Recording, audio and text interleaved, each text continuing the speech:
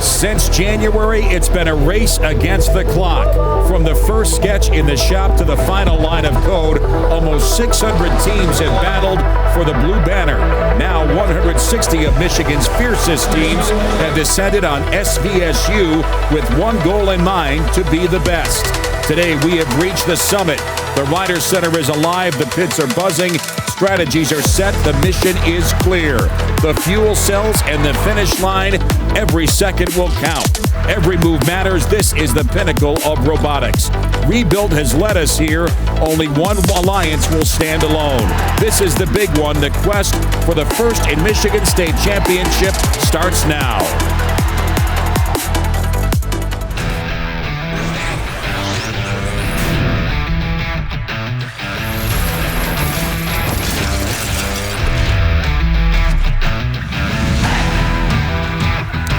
We welcome you to Saginaw Valley State University. It's the Ryder Center, and it is the best day of Michigan high school robotics. A state championship will be crowned here this afternoon.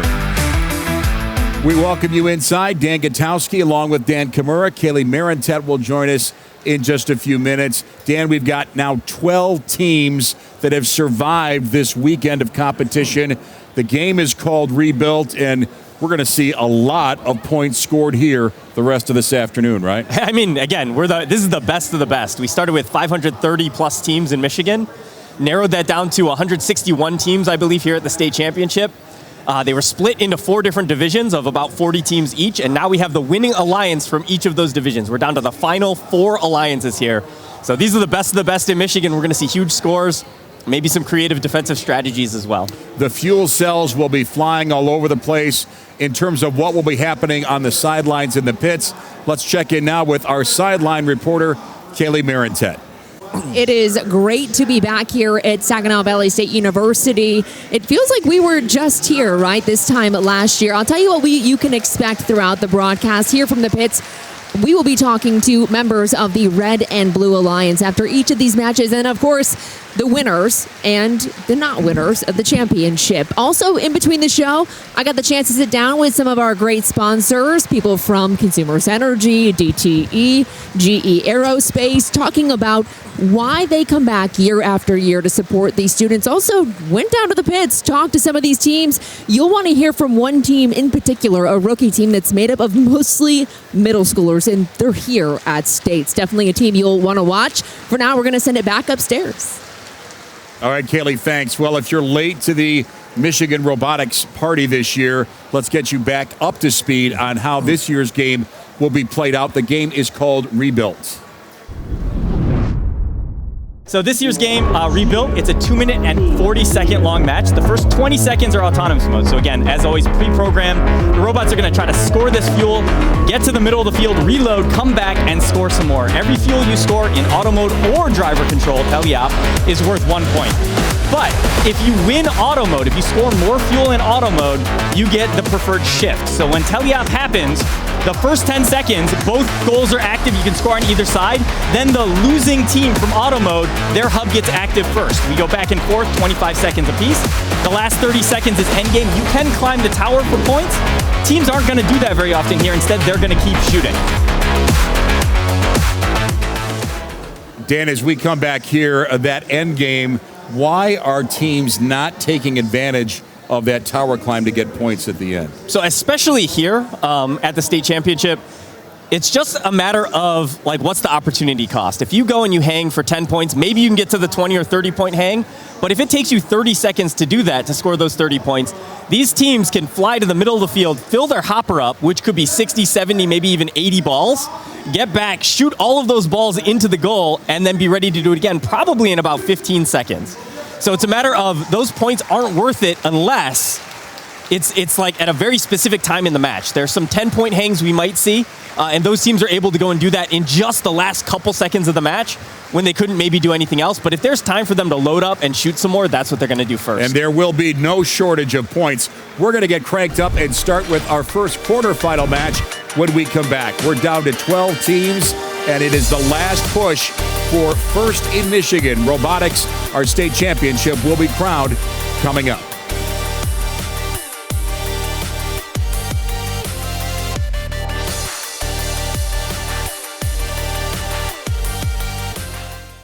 Here in mid-Michigan, resilience meets innovation. We've seen industries rise, fall, and rebuild. Through it all, Hemlock Semiconductor has been here. For over 60 years, we've provided good-paying jobs and been a cornerstone of advanced manufacturing in mid-Michigan. Now we're a leading global provider of the purest human-made substance in the world, polysilicon, powering the semiconductor chips found in nearly every device we use and the solar panels generating clean, affordable electricity. This isn't just where we work, it's where we live and raise our families. We invest in our schools, inspiring the next generation of scientists, engineers, and innovators. And we give back through mentorship, education, and programs that create lasting impact. So when you're driving past fields of corn, soybeans, and sugar beets, and you see HSC rising from the ground like a city of steel, know that it's more than just a chemical facility. It's a place where the future, our future, is being built every day. Hemlock Semiconductor.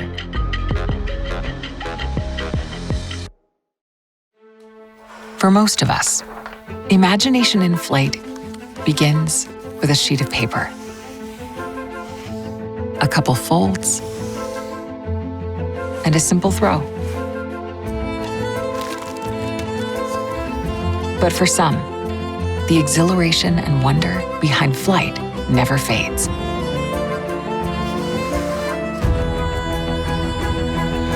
At GE Aerospace, imagination is more than just the first step. It's the foundation of everything we do.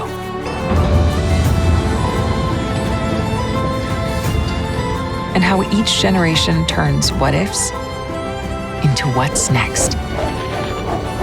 Because when the right idea catches the wind, there's no limit to how far we could go.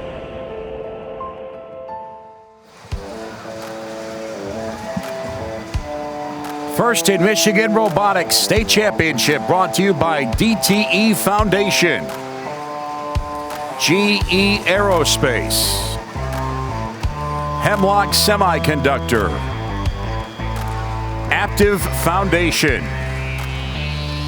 Consumers Energy Foundation, Magna. And we are on the cusp of really cranking this thing up, which is a nicer way of saying we're not quite ready yet. We're not there, but we're getting there.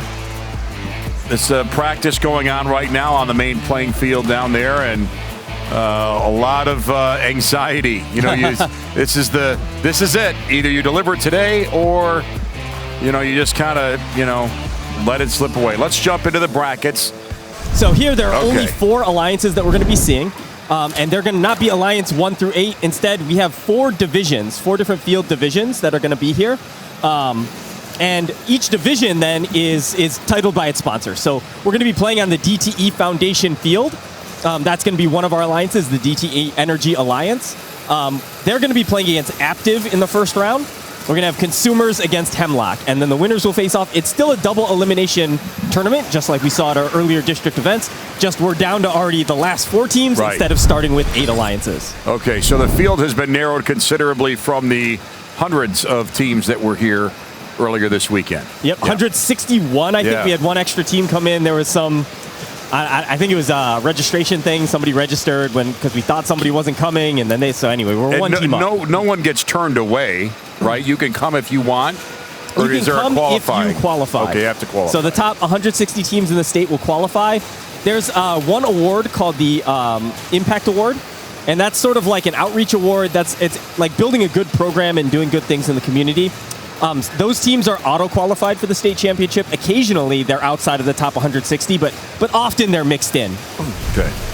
Championship bracket. Let's take a look at it as we have the round 1, match 1. Again, DTE Foundation Alliance against the Aptiv Foundation Alliance. So we are in a, kind of a tight time frame here.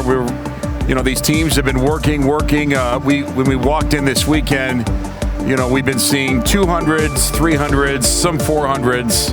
5, Those 6, are 7, now we're right. It's gonna get big. We're blowing right by those numbers. Yeah. So in this tournament. Here's how the DTE Foundation people advance. So we can see the number 1 seed basically cruising here, won every match. I think they're undefeated to get to us here on our Final Four field.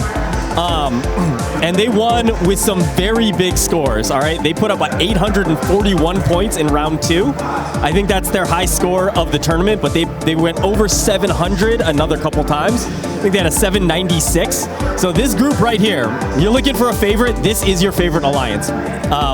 Anybody kind of that's been watching this weekend that knows these teams, that's who they're going to be betting on to win this tournament. Those are the thoroughbreds in this race. Yep. But, hey, one mechanical failure, things go sideways. We have learned that there really are no safe bets. There's some good bets, but a safe bet is a little bit more of a challenge. Correct. In this environment. And because we're at the state championship, one of the big differences in matchups here is at districts we have 40 teams, and it's kind of a random 40 teams. So when you get down to that second pick of the number 1 alliance, that's like the 24th best robot out of the 40 teams that are there. Here, it's still the 24th best robot in your division, but because we already narrowed people down by having to qualify for this event, the third robots on the field today are going to be much more capable than ones we saw, like, for example, last week or the week before at Troy. So there are some extra strategies that can be played, some extra types of defense that we might see, and that could shake things up here. We always want to give you the insight of what's happening down in the pits where the kids are working to make these machines work as good as possible. Let's bring in Kaylee right now. She's talking with Amira from Team 27. I have a team member of Team Rush here with me. Amira, you guys won on the DTE field. You are headed to finals. How are you feeling right now? I'm feeling pretty great. We spent a lot of time practicing for this event, so all of our hard work is paying off, but we're not done yet. We still have Filmstein to go, so we're just focusing on that. We did talk earlier. You said your team you're on the drive team. Yeah. You said 15 hours, maybe a week in practice? Yeah, this past week we practiced every day for around 2 to 4 hours for this event, so our work ethic is really good. I don't really think we have a special robot. I think our drive team is special, and I think our work ethic is amazing, so I think that's why we were able to pull this off. Is there anything you and your team are going to focus on heading into the finals? Anything that you want to perfect? I think we're just perfecting our dance, just making sure we're not in each other's way. I think we've done a great job at that so far, but I think just that. Looking forward to seeing you and your team compete. Thanks for being with us here, Amira. Dan and Dan? Kaylee, thanks. Yeah, a lot of positive energy right now. All these teams that have gotten this far, they know they can, go the distance. It's just a matter of kind of walking that fine line and finishing as strong as you started. Yeah, I mean, everybody's got to kind of believe that they got a shot out here. I mean, we talked about DTE obviously is our favorites. They put up the highest scores. But sometimes divisions will have more defensive style play in them. Sometimes the winners of those divisions are going to approach the match a little bit differently, and so we might see some of that as well. All right, speaking of our corporate sponsors, we have a bunch of them. They are all very important to the success of this event. First in Michigan, Robotics, one of the biggest sponsors, of course, as you would expect. DTE, Kaylee Marentet earlier talking with their spokesperson and helping us understand why DTE is so invested in robotics. Sean Patterson with DTE here sitting with us again. Sean, good to see you. You too. You are, every year I look forward to talking to you. I think this is our 5th year, maybe talking to each other. Probably at least, but I always love coming here. Always leave so charged up. So it's almost like refreshing, right? Honestly, yes. You make the drive up and it's like, I know I'm walking away from with my batteries being absolutely charged. So. Absolutely. So DTE, big name here. You guys are big sponsors for First and Energy and someone that's very important to us. What would you want students to know about DTE? Yesterday we had a career fair and the line was long, wanting to understand what's all happening in the energy industry right now. And I think the thing that I really like to convey to them, and our team likes to convey to them, is this is one of the most exciting times. I've been in the company for 25 years, and I think I say this every year. This is the most exciting year ever, and somehow every year it does bring new challenges, new opportunities. A couple years ago, I think we were talking about electric vehicles and what's that going to mean for the grid, and now all of a sudden, out of nowhere, something leapfrogged in a massive way, which is data centers. We've got a couple of contracts with some data centers that basically are going to draw 2/3 of the power from our biggest power plant. And when we want to continue to be committed to the clean energy journey, how are we going to place a lot of retirements of coal with batteries, with solar, with wind? How do you stay on that clean energy journey with just a massive growth in terms of the generation needs that these data centers are bringing? So we're super excited about it, but it's bringing questions that are not unlike what's out here around how do you really want to go about attacking this problem. Sure. It does. You're right, every year. And I feel like data centers really just out of nowhere started popping off. Yes. On the front of these students, though, do you think they could eventually end up in one working with DTE? Yes, the data centers are owned by others, obviously, but the flip side is how do you serve these data centers? Sure. Because the power loads are massive, and how do we do it in a way that's clean, environmentally friendly? But it's going to really require us to think about how we accelerate all these new sources of generation, and battery storage is one that, again, we were sort of dabbling in a few years ago, and now we're making massive commitments around building those. And I think that these are the kind of problems and opportunities that these students would love to be a part of, and that's what we want them to understand. I was going to say you have some really good brain power in future engineers and problem solvers here on the floor. On a little bit of a lighter note, we talked about some of the problem solving, and while it is light, it speaks to how willing these students are to step up to do anything. So tell me about the crisis that happened today. It does. Something comes on your doorstep every single day, and certainly our industry reveals something. Today's problem, which I think I've had as much fun as I have in a while. Last hour, working with a group of students, so we have a nice relaxation area.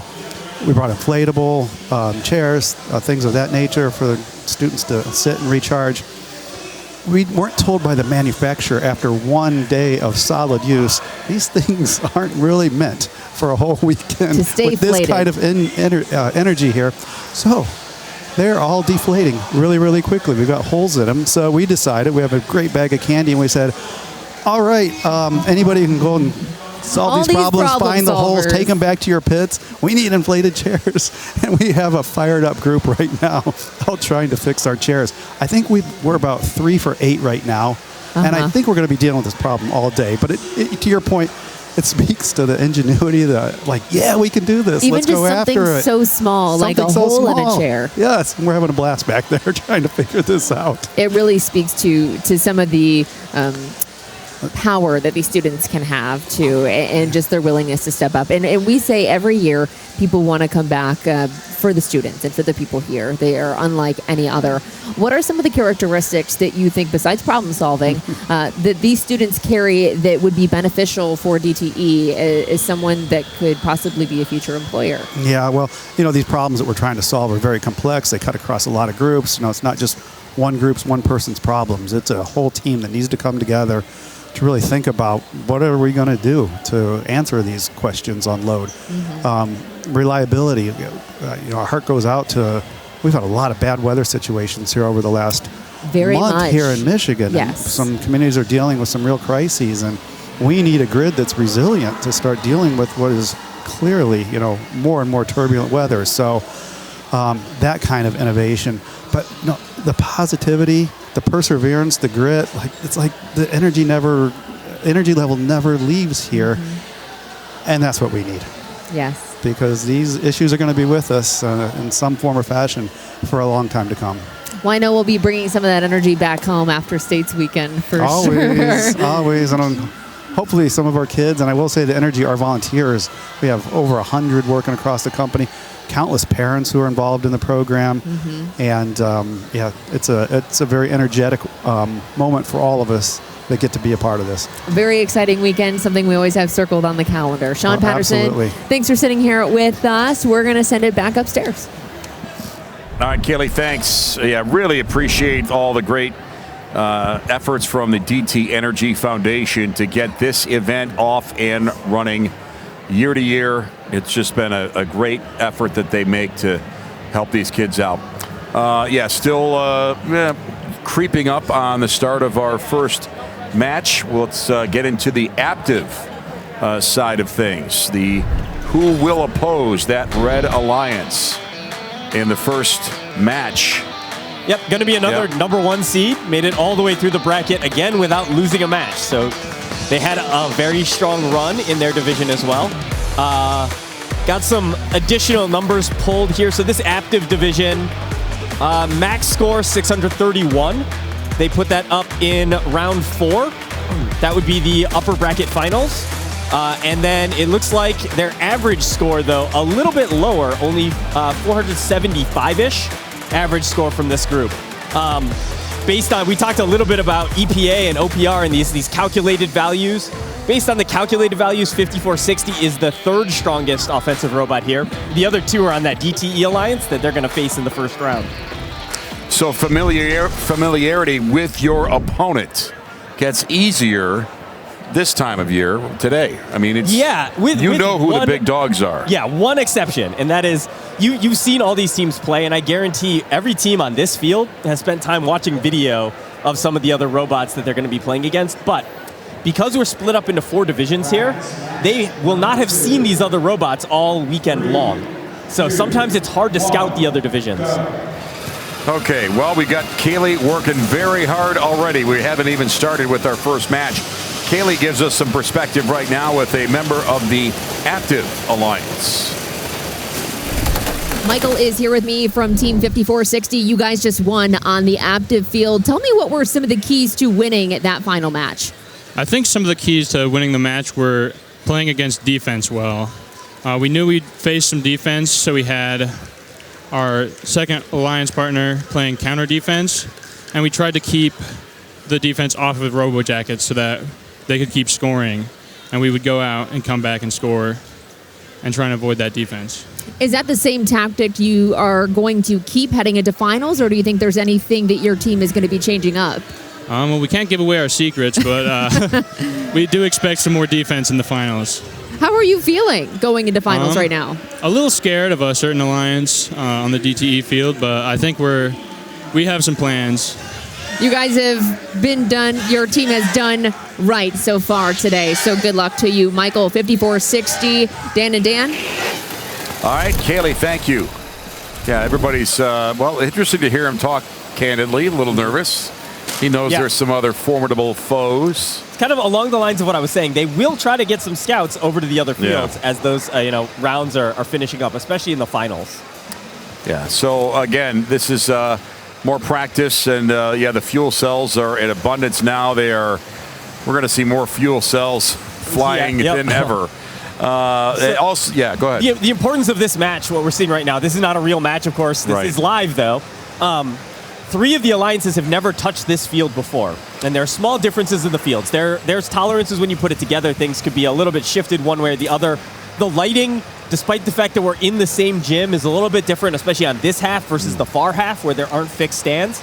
So this match is a chance for teams to calibrate their robots on this field and test out all the stuff they want to run on this field. A lot of these teams are using cameras, and the cameras are basically tracking around the field. We see it on the hub there. We see it on the wall now in front. There are these, they look almost like QR codes. They're called April tags. And these cameras can see those. They can actually use that to localize the robot on the field or use that to have the robot aim at the hub. But they are sort of finicky based on the lighting. So if you go from a very bright field to a very dark field, you're going to have to make changes to your camera calibration for it to work. Good insight. Let's get another interview with one of our corporate sponsors. Earlier, Kaylee talking with one of the Aptiv spokespersons. That's Kevin Price. I have Kevin Price from Aptiv here with us. Kevin, thanks for coming and speaking with us. Great to be here. Thank you. Aptiv is a big name for us here. And first, if you look up, you're going to see the Aptiv name on one of the fields. Can you talk a little bit about the sponsorship that you guys have for First? Right, we're a safe, green, and connected company, and we love to be here with the numerous young talent that we have in this organization. The great state of Michigan at the state championship here.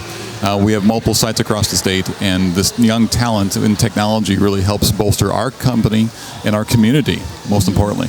So partnering with FIRST is a very important thing for us. Of course, you guys have been a sponsor for a long time, too. A very long time. Unfortunately, I don't have the number of years. Exactly. Much longer than I've been with it. But I think we're one of the original sponsors of FIRST back, over 30 years ago. What are some of the things you would want students who maybe would think about working for Aptiv that don't really know anything about it? Yeah, Aptiv, we get a chance to do perception, sensors, and compute. So the robots you see here in the field actually have perception systems, all of them have cameras. And so we do that in real life in the cars you drive. So we keep people safe in the vehicles because having an automated vehicle is actually safer than a human in full control of the car. Yeah. So let's talk a little bit about the employees that you guys have, 120. Over 120 volunteers across the globe supporting FIRST teams. That's pretty impressive. It's a great thing, and we have a great community within the Aptiv FIRST organization, so we actually have our own little community team chat. We talk to each other, we help each other, like we're talking about the teams here, how we actually work together. So having the mentors work together and collaborate closely also sets a good example for all the students here in the field, showing that it doesn't matter what shirt we have on, we're all one community working together to improve our understanding of STEM and how get people excited about the robotics. I love that. It seems like there is a lot of excitement within Aptiv. Why do you think why there's so much engagement and so much willingness to step in and be a part of this? I think we want our kids to be involved. And so stepping forward and being a good role model for our kids, so our kids get involved and then we get involved. I learn more from the kids I work with here than I actually give to them, I'm sure, right? And so every day I get a chance to work with them, and the kids see my excitement, and I get excited because I get the chance to work with them, and I think this kind of builds on each other. Then their friends jump on board. So on the Atom Bots, we have over 92 students in our team. And so seeing that excitement of growing, it kind of piles on. It's a great thing. So you guys also have programs for the Lego League, for middle schools, for high schools. Talk about how many teams you guys are sponsoring and these age groups too. So it starts with FIRST Lego League, which is starting in kindergarten to 5th grade. We have over 60 teams we're supporting across Mexico, Canada, and the U.S. And then we have over 20 teams in middle school that we're working with, and over 50 teams in high school that Aptiv actively supports.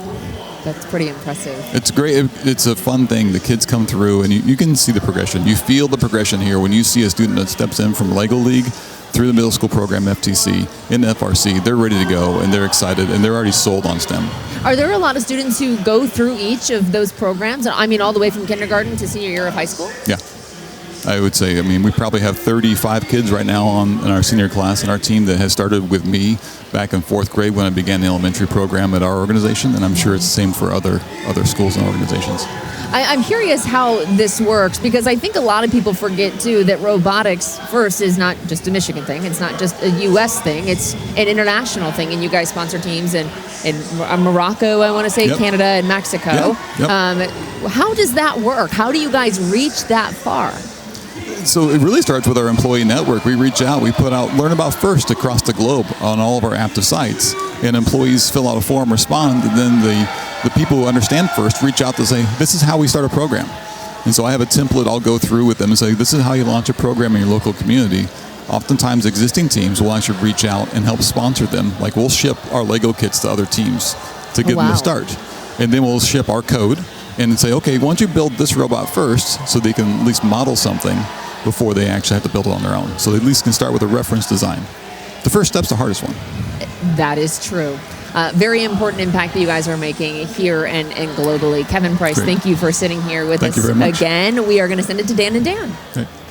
All right, Haley, thank you. Kaylee, thank you. When we hear the interviews that when Kaylee talks to these people, my head is always kind of spinning, because I'm like, man, I don't know if I could not keep up with all of the different levels and, all the different things that they put. But, if you do it in a structured, small way, then that's kind of the mindset, right? Yep, absolutely. Let's see. We have an interview with the Alliance that came out of the CE field. Let's pick that up right now. Jack from 6090 is here with us, one on the consumers field, correct? How did that last match go for you? Really great. We worked great together with both of our alliances, with us and Strikeforce shooting, volleying, and having our copper bots end up volleying it over and playing some defense on the other team. You and your team are headed to finals. How does that feel hearing that? I'm super excited. We didn't make it to States last year, and this is just, great. And, being able to do that and go against some teams we've never seen before, and I feel like we have a good chance. Your team didn't make it to States last year. Yep. You're here, obviously doing well. What do you think shifted from last year into this year? I feel that we came together more as a team, and I'm on the design team, and we got the robot out faster to the programmers, and where they were allowed to fine-tune the robot and fine-tune the shooting, and to allow them to have more drive practice with the robot. Your team has been doing well, obviously. Is there a team you maybe have your eye on that you might be a little fearful to face? I think seeing Rush and the crew is, they're a solid combo together, and I feel like, they're a great team, great alliance together. Rooting for you. Good luck heading into the finals. Thank Jack, you. Dan, and Dan, we're going to send it upstairs.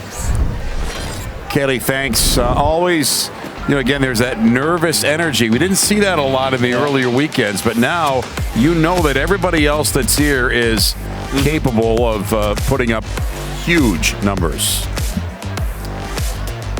And here's our brackets. Yep, another Alliance 1 all the way through. Again, they were undefeated. Even in the finals, they went 2-0. Consumers Energy are that Alliance. Let's see, we got an average score out of Consumers of 491.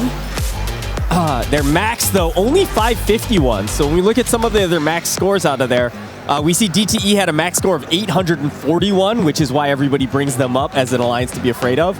Aptiv, 631, and now we're down to 551 at Consumers. So again, this is a star-studded field, and lots of excitement with the stakes as high as they are.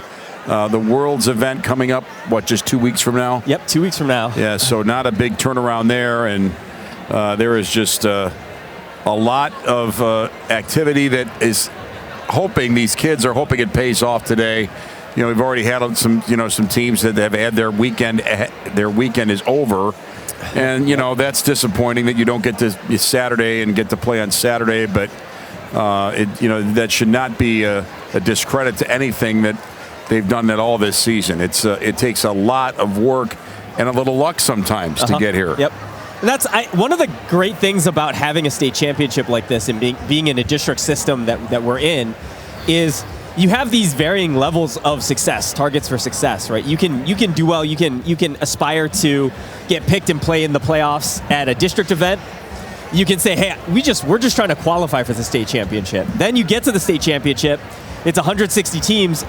And of those 160 teams, right, we're going to basically cut it in half again. Only 24 per division is going to be playing in the limbs. So that's another step. Like you make it to states and play in the playoffs. And then finally, you get down to kind of the last step here, which is you want to win your division and have a chance at taking the whole thing. Yeah, hard to go from 0 to 60 in this kind of an environment. We've got one more, the Hemlock group here, the Hemlock Semiconductor division. Yep. Now here's where it gets interesting. Number 1 seed lost in the first round.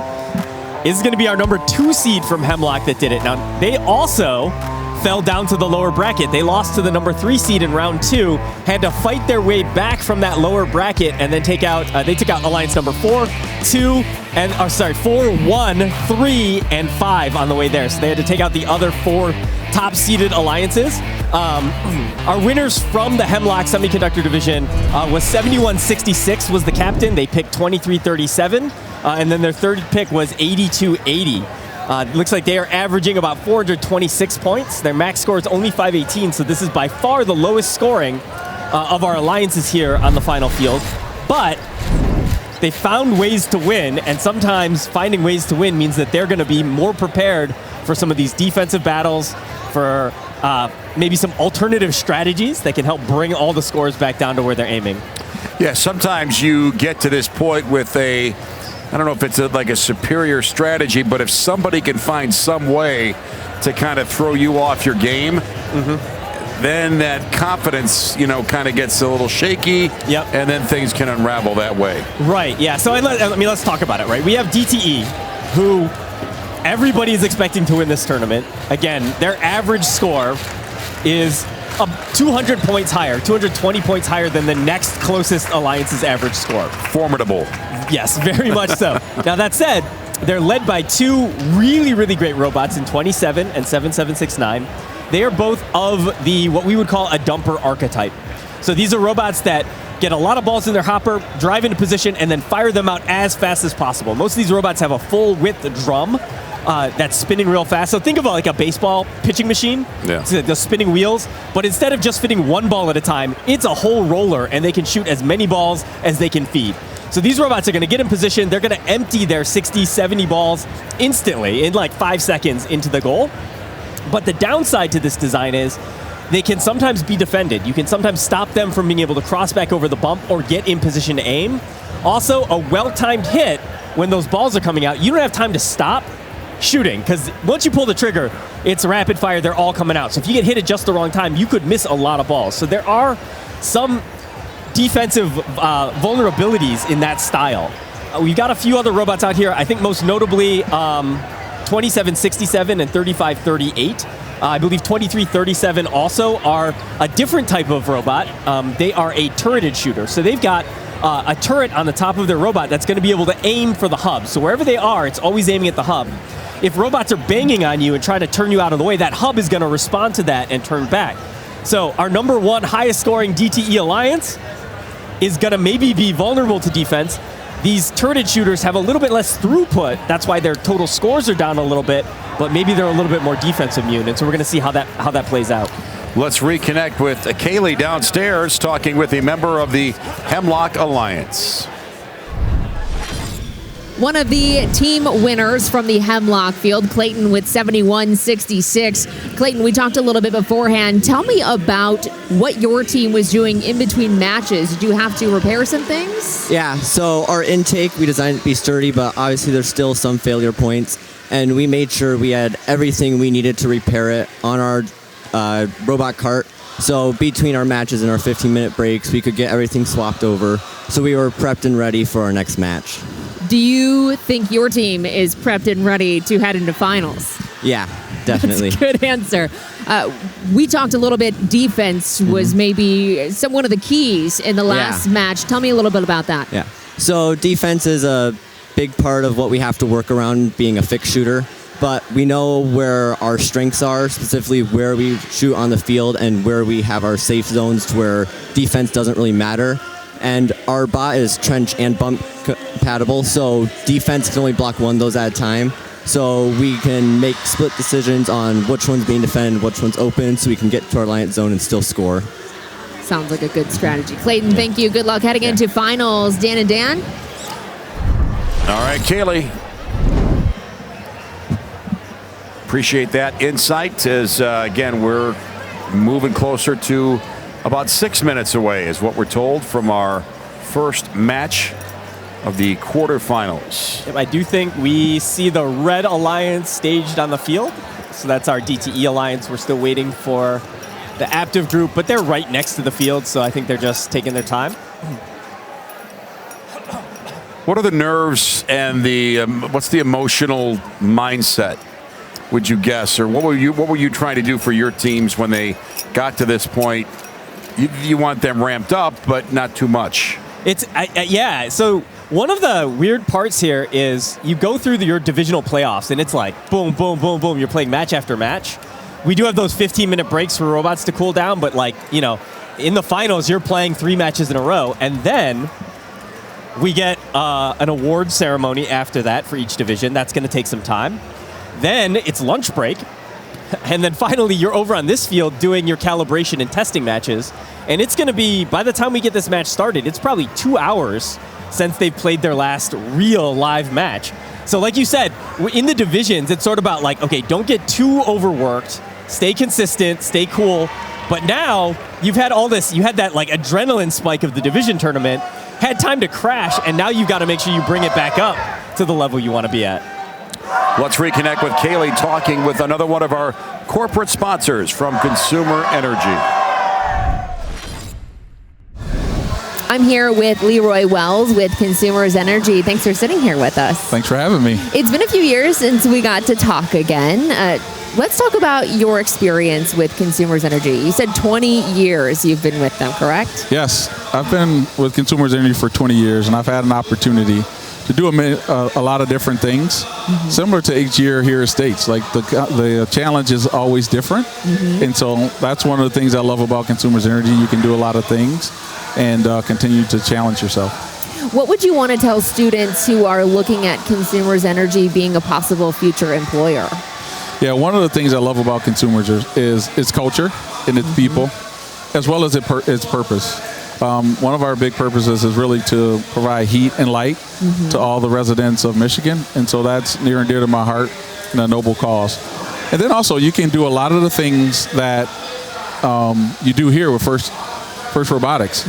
It allows for you to use your technical skills, but also your leadership skills, and collaboration is really huge for the work that we do at Consumers Energy. We were talking earlier, one of my favorite sayings from First is that the robots are building the kids, not the kids are building the robots. They're giving them some of those life skills that they can take out in the workforce. What are some of the things, characteristics and aspects of these students that you are looking for at Consumers Energy?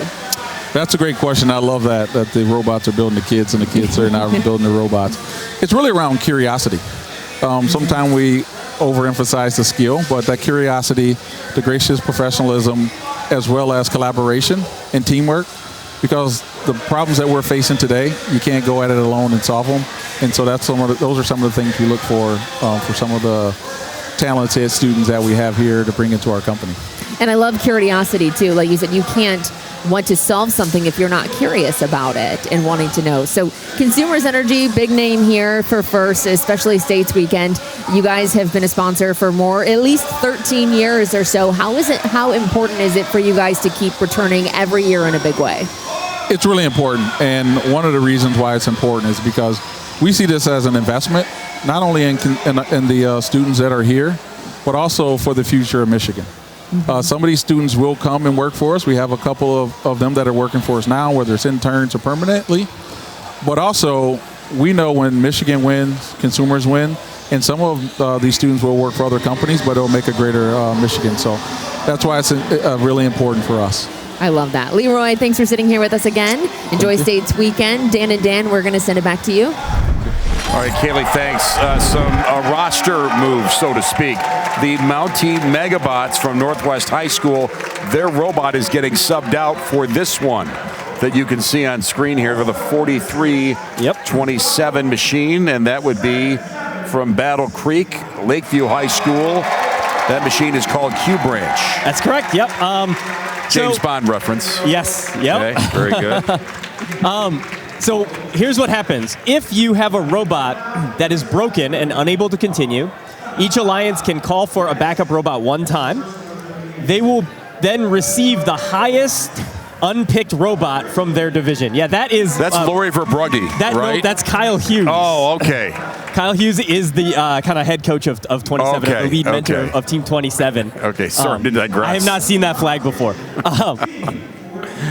But so we have this replacement. No word yet on whether or what the damage was, or whether how the robot was damaged. Sometimes you can take somebody for just a little bit of a different look here, but it seems like they came out kind of late. So I think that probably some repairs were being attempted up until the moment that we got out here. And we talked about it earlier, how we've had a couple hours since the last matches, so they weren't able to fix it in a couple hours, or they missed it until they came out towards the field, and then they had to make this backup call pretty quickly. Boy, that is kind of a bumpy road. But here they are, trying to manage it. Yep, good news is it's going to still be a strong team. It was kind of like the next best team in their division that wasn't picked. So this was a number 1 seed. This would have been maybe their next choice if they didn't pick 71-97. So it shouldn't be too much of a fall off, but they haven't had time to work together yet. And especially when you look at what they're going to do in auto mode, it might not be as fleshed out, as dialed in as the auto mode they were running with the team that they had all of those divisional tournament matches with. So we'll have to see how they can react on the fly. Looking at power to the radio. Yep, that would be the last thing to boot up. We can see they're not yet connected. That light stack in front of them right there that's blinking blue, that will stop blinking when they're connected to the field. So the fact that it's still blinking means we are waiting for something to boot up and connect. There are a few things that could be happening here. It looks like they're looking in the robot just to make sure the radio has power and that it's booting up on its way. It's also kind of weird because they had to restart the field. When you change team numbers on the field, you got to restart the field to set. You're basically setting a bunch of virtual networks for each team number.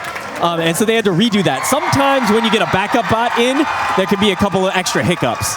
So we'll see if they need to pre-start the field, is what we call it, pre-starting.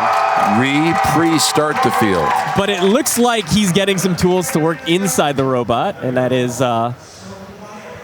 That's Brad, by the way. Brad Clark, who is our FTA running back to do that. Yeah, flexing. Okay, we get it. Blew a fuse, apparently. That would do it, yeah. So if he was looking in the robot and saw no lights on that radio, then they're going to trace that power line back. And if it's the fuse that's blown, that's an easy fix depending on how accessible the fuse panel is. The scary part is, why did the fuse blow? It's like if you're in your car and the fuse blows and something stops working, you're like, oh yeah, I'll put a new fuse in. That's great, but it might just happen again as you get down the road. And that's a concern here. All right, let's bring in Kaylee. Excuse me, Kaylee, let us get some thoughts from her on what may be amiss. Hey, Dan and Dan, I'm right here next to the team here having some issues. It sounds like you said, there may be a fuse blown. I can see them handing off right now some different supplies. They were asking for needle nose pliers. Again, this is this team down here. The FTA is bringing them some zip ties. It sounds like this is just kind of a quick fix right now to try to get this bot up and running. I will say the thing that I've noticed, again, just speaks to what we talked about earlier, but the camaraderie between these teams. Other teams are asking if there's anything they need, if they can step in. Again, this 43-27, this is the team. Something is going on. Not sure what next steps could be. Dan, question for you. What happens if they can't get this bot up and running? Would they already have to bring in their backup bot? Because this is the backup bot, I think if this robot can't go, they might be down a robot. You're, I think, only allowed one backup robot per tournament. Wow. That's heavy duty. The fuse makes sense, too. They're getting those needle nose pliers. Those fuses are real hard to pull out of the board, especially if you can't reach. But, yeah, the light stopped blinking, so they are connected now. That radio does have power. Everything should be functional at this point.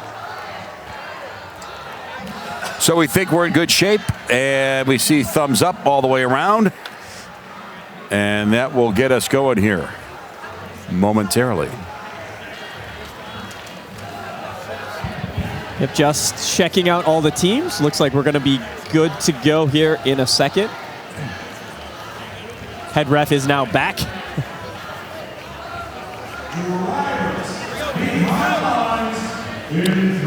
We're going to launch with 20 seconds of autonomous. And look at that collision in the middle. Watch 43-27. They've got to get out of the way before 35-38 comes in the middle. They did.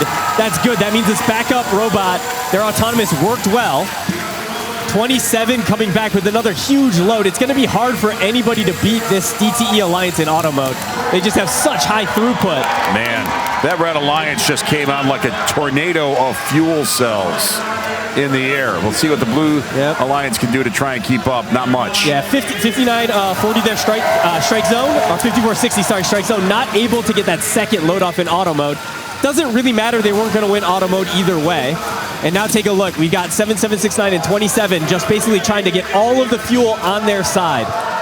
And when you make a big splash like that with points early, that allows you to kind of be more aggressive on defense for the rest of the match, right? Yeah, it's like you're playing downhill, and that's always good. It does look like we have lost connection again. That robot that we were watching at the beginning of the match, 43-27, is not moving. They have disconnected. Whatever popped that fuse the first time might have just popped it a second time. And that's going to be rough.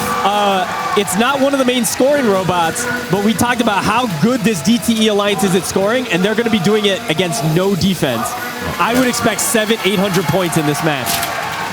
Wow, what an onslaught of fuel cells launched by the Red Alliance. You can see the Blue Alliance working there, but again, with Red Alliance playing some defense, and now their offense is just taking over here.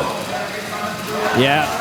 Looking down, it sounds like we're being told it's maybe the main breaker on that 4327 robot. I don't see any lights on it, so if they're turned off, they're not going to come back. Sometimes if it's just the radio or a reboot, you can come back, but they will be out for the rest of the match. Again, each shift runs 25 seconds, and the red shift, when they are on, they are on. Yeah, so this is the red shift. It's going to feed right into endgame.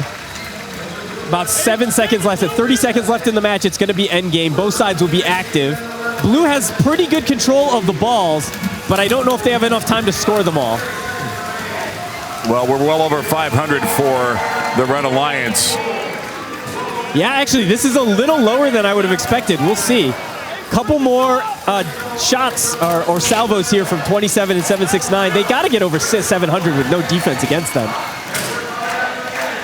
And this is something that we're seeing now. 668 coming across and spitting balls out, sharing them with their partners. Looks a little short of 700. Yeah, this goes to 00, and we think we're going to have a big, comfortable Red Alliance win. But even then, what you said, Dan, they might be a little disappointed they couldn't get to that 700. Yeah, I mean, it looks 648 on the board. Expect that to tick up a little bit. I don't think it's going to hit 700. But this is an alliance that's capable of 841. They average 700 plus in their division. So to come out here to, the Final Four field and to not break 700 despite the fact that the one defensive robot was out the whole match is maybe a sign of weakness. On the other hand, this 648, 670 we're seeing on the screen now, that 670 is still higher than every other alliance's max score. So, still feeling pretty good about that. And a Red Alliance win comfortably over the Blue Alliance. 250-ish. You handle the math. just under 250. 243. I give the estimate and you finish it. Okay? I mean, with these numbers, also, yes. I got to say, man, that math I can do in my sleep 90% of the time, but when you put me on the spot like this, I start second guessing everything. Well, then I will definitely return to it then, if that's the case. All right, I'm ready. You're ready. Wow. So that's combined score. That's over 1,000. Yeah. I would, expect those kinds of scores. Yeah, very good. The entire tournament here. Kaylee Maritet standing by downstairs. Amira, Team Rush is here with us. We spoke with you earlier about your win. I want to know, we spoke too about the Drive Team, your guys' high score well into the 700s. A great win for you guys. Are you happy with that compared to some of the scores you've gotten in the past? I think I'm perfectly fine with the score we got. We worked with what we had, and we're just taking everything one match at a time, and we just like to forget about what happened our last matches, so those high scores don't matter to us right now. A lot of defense that we saw from the Red Alliance. Was that something that your team wanted to focus on this match? I think we had some issues with 3668's turrets, but they'll be back the next match. Is that something that you think could be fixable in the next match? Yeah, definitely. Awesome. All right. Thanks, Amira. Congratulations on your win. Dan and Dan. All right, Kaylee, thank you. Yeah, the numbers are very one-sided in favor of the Red Alliance. Here's the breakdown on the board. Autonomous, a huge advantage, and then no penalty points, but just, yeah, just outscoring them again. Without that defensive robot, it was going to be a hard match for this active alliance to come back. And, we'll talk about how this auto mode, 178 to 44. And the reason why that's so important is, look, first of all, you end auto mode up by, 134 points. That's great. But you get the preferred shift. It means that because Red won auto mode, Blue is going to be on offense for the first shift. And that is a detriment because you haven't had time to collect as much fuel. So the Red Alliance then has 30 seconds or 25 seconds, to go out and start feeding fuel into their zone. So when it's their offensive turn, they have control of that fuel pile. They're able to put more in. So winning auto mode sets you off just because you have more points, but it also gives you the better shifts. Yeah, they are revved up and looking ahead to what's next. It looks good. So one of the cool parts is now we're down to a few enough number of teams that they've moved all their pits out here onto the arena floor. Normally the pits are in the aux gym or the second gym down a short hallway.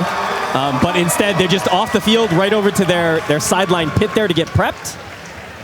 And it gives you a little bit more time to work on your robot in between matches. Well, the smallest of mechanical failures can take your strategy and throw it right out the window. That's true at the beginning of the robotics season and true here today at the end. Yep. A harsh For truth. sure. Yeah. A harsh truth. Yep. And we saw that in the last match, right? Robot going down. And needing a backup robot, first of all, and then the robot going down to the main breaker popping there. All right, we're getting set for our second matchup. This is going to be Hemlock Semiconductor versus Consumers Energy. So they're introducing the teams on the field. Red Alliance looks like this, stacked up with the Calumet Copperbots, Kalamazoo County 4-H Strike Force, and the Wayland Wildcats.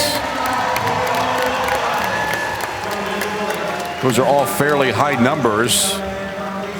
Yeah, Strike Force, though, did win the state championship last year. Okay. Blue Alliance looks like this, the Engineers, the Red Thunder Robotics, and K9.0 Robotics.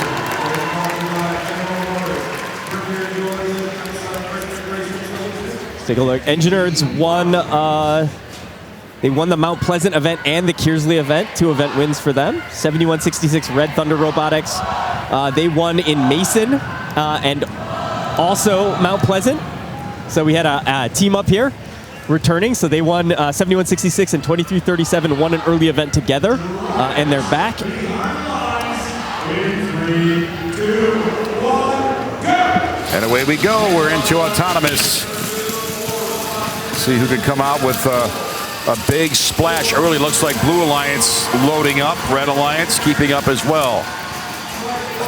It's this second load where things are going to get, figured out. Yeah. Looks like both sides are going to get back. These are both really good auto modes. Boy, they are going fuel cell for fuel cell. Oh, into the hub. Oh, one down. Oh, there we go. Yep. So Red with the auto mode win. In transition shift, they're going to try to get one load off. 6090 doing a great job of that. 2767 with the slow rate of fire. They've got that turret. And now Blue's got a ping pong back in the lead here. Big punch. Very close, but still very efficient offensively for the Blue Alliance. And now they keep banging away with that 2337 Engineers robot. About 5 seconds left here in this shift. Blue is going to get about 100 points up. Red now answering back. Oh boy, we are back and forth. We'll see Still here. lots of time too. And it's great. The Red Alliance is a great example of the 2 different archetypes. Look at 6090, crossing the bump, getting a load of balls, emptying them instantly. Meanwhile, 2767 is just constantly shooting as they load from balls in the zone. They've got that turret that's always aiming in the right direction, but a few misses there. Both teams have cleared 300. Yep, Red took a lead back, but not as big as their auto mode lead, and now Blue's shift. They're going to get back in the lead. They want to be up by another 100 points or so here to set them up for, that end game possibility. Really hammering home the Blue Alliance fuel cell. Also of note, all 3 robots in blue were shooting there. We saw the 3rd robot coming all the way across the field with stolen fuel, adding to the score. Red Alliance looking to make up some numbers. Yep, Engineers, 2237 there on the far side of the field playing defense this shift. They're not shooting anything out, but they stole a bunch of balls, and those balls were all balls that 2767 was about to pick up and shoot in with the turret. So Red needs to score more here. They did not get the lead back in that shift. Blue held the lead. And now here's Endgame with Blue with a huge ball supply. A race to the finish. Can Red push hard enough? Doesn't feel like it. Yeah, Hemlock in the lead now. Tapped out. And that's, you can see with 27-67 trying to shoot. Oh, they turned off. 27-67 stopped moving. They lost connection. They're out. Red is probably done. That's the Strike Force machine, and it's going to be too little, too late, and the Blue Alliance. 60-90, a huge shot at the end, but Engineers doing the same thing on the other side, along with 71-66. And Strike Force going down there is going to be a problem.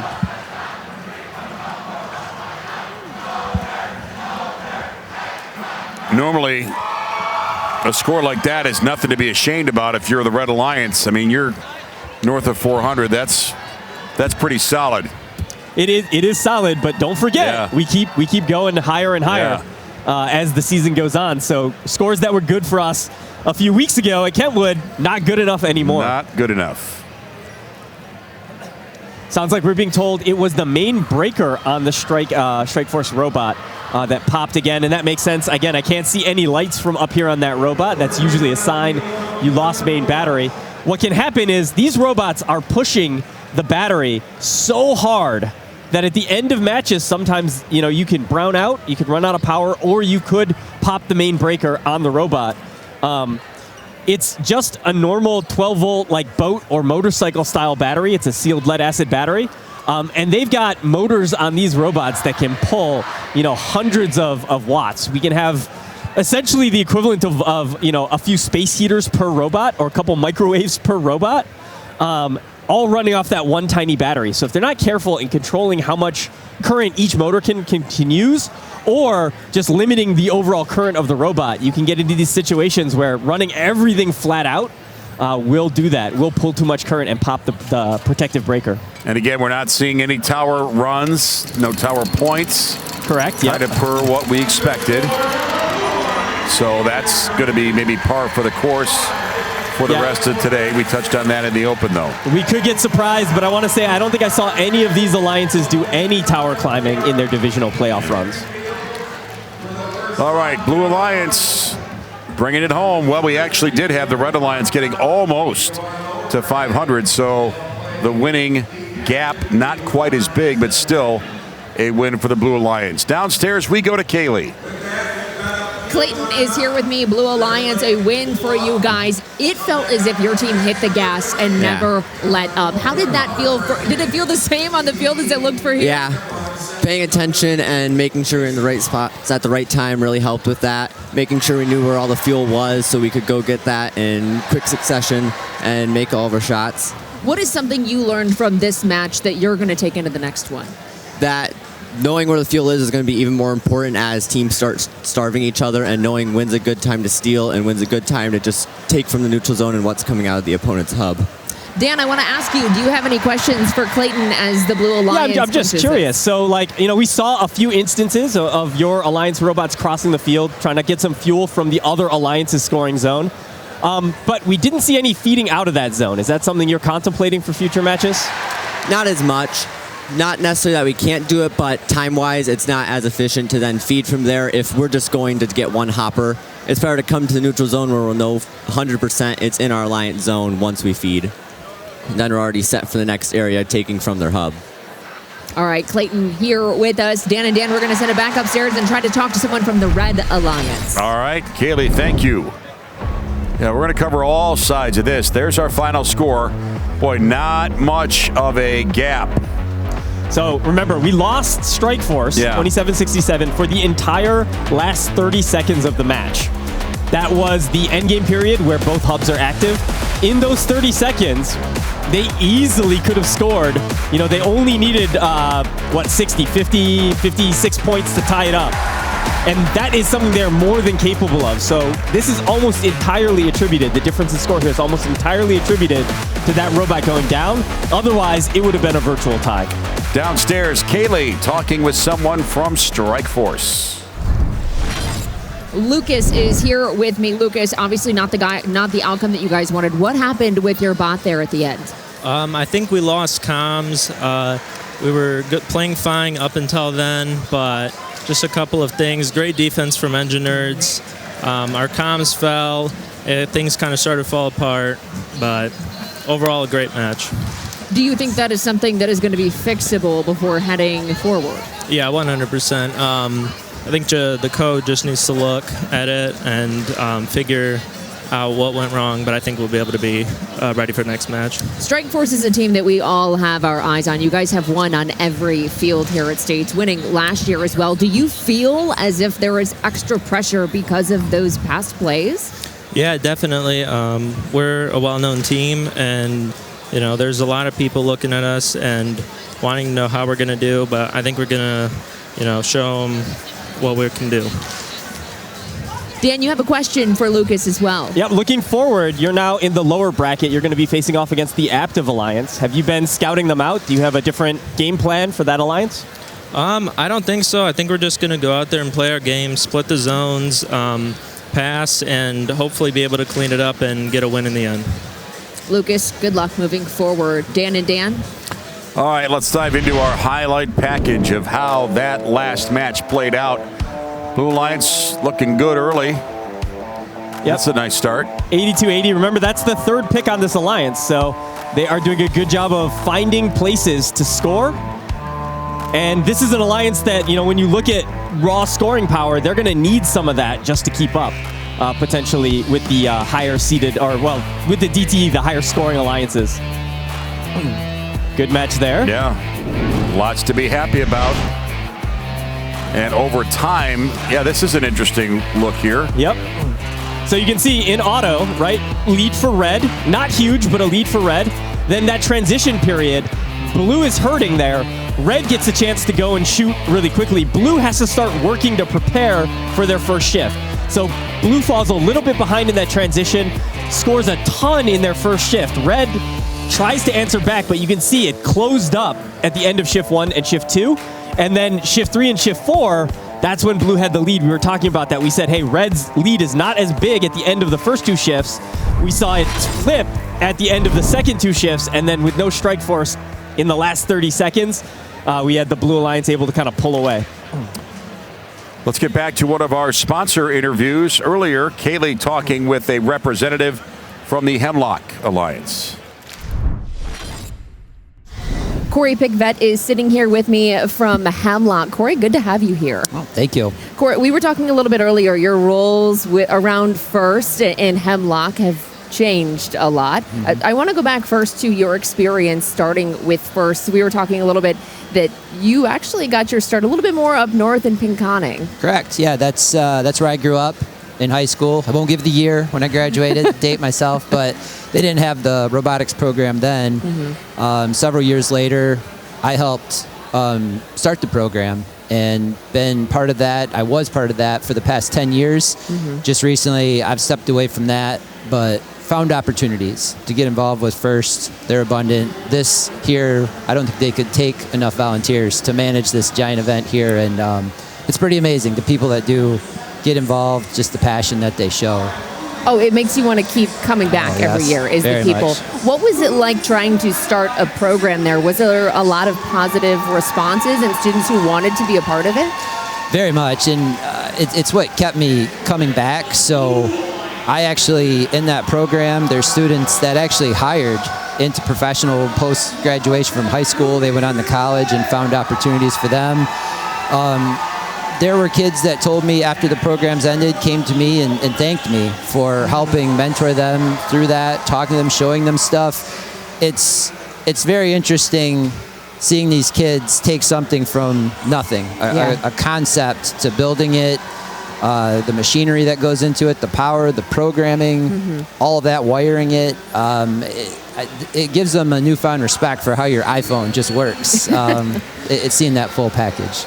So you have gone all the way from a First student to creating a team to now you are with Hemlock, one of our sponsors here. You just started with Hemlock 2 months ago. Yep.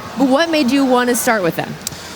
So quite literally, they're a great science company in the semiconductor business, world leader in that regard. But beyond that, they are very engaged in the community. And I've had previous jobs where I've done that. I've got out in the community and seen things, and always Hemlock was out there in front of us. Mm-hmm. And it's evident in what they have here, the sponsorships, They built a STEM center in Hemlock where schools from all over the area actually leverage and use it. And it's amazing what they're doing for the schools. So you mentioned the smaller program that I came from. It's a little tougher in those areas to raise the funds necessary to get the resources to build these. These don't come free. And so you're doing all sorts of stuff, finding sponsorships, looking for donations. And so for Hemlock to have their hands open, looking to give, it's a huge burden off everybody's shoulders to have that available for them. I guarantee if you ask any team in the greater Saginaw Valley area, they know where that STEM center is and probably are using it. And it's actually become a model for other areas where they're trying to build these hubs, because you do get in these situations for schools that maybe underserved who don't have those opportunities. They're seeing that and gravitating towards it. Whether it's building robots or just going there to test or just collaborating with other schools, there's huge opportunities in going there and seeing that. How would students in FIRST, or is the world of FIRST relevant to the world of Hemlock right now? How are students able to relate to a sponsor like Hemlock and a business like Hemlock? Well, 100% it's relatable. These kids are the future. We are an engineering company, basically, and that's what we're building out of this. Even beyond that, though, there's some kids who get into this who maybe don't have that science mindset, more of a business mindset. There's a whole arm of this where you're going out advertising, you're seeking sponsorships, you're doing just basic stuff, graphic design for your logos, for T-shirts, for, I don't know if you've walked in the pits and seen all the little swag that they give out. Oh, yeah, of course. But they have teams of kids who are doing that, and not to mention being connectors, talking to other schools. When I've done some judging events for some other things and I talk to some of these schools, just collaborating with other schools is one thing. I feel like that's a pretty extraordinary feat. Some of these schools are collaborating with other countries and continents they're reaching out to and working with them. And so the bar just keeps going up, and these kids in this area are responding to that. And it's truly amazing to see it. I couldn't imagine me in high school doing this stuff, and I see these kids doing that. And so these are the kids that we're looking for to come work in our plants and just innovate that next thing. The technology is not stopping. It's growing at an exponential pace, and these kids are on the front edge of it. Well, we're glad to have you here and glad to have you with Hemlock as a sponsor. Corey Pickvet sitting down with us. We are going to send it back over to you guys. All right, Katie, let's take a look at our brackets as they stand now. We've seen, look at the huge numbers in our first two matches. Yep, so DTE Alliance winning with that big 670. That is a bigger score than we've seen from any other division so far, including back on their divisional fields. They're going to play Hemlock Semiconductor here in round 2 in the upper bracket. Lower bracket, that match number 4 down there on the bottom, that will be an elimination match. So Aptiv versus Consumers Energy. Winner moves on, loser goes home. All right, the stakes get higher, and we'll come back with more from Saginaw Valley State University. First in Michigan Robotics, our third match of the day, when we come back to SVSU.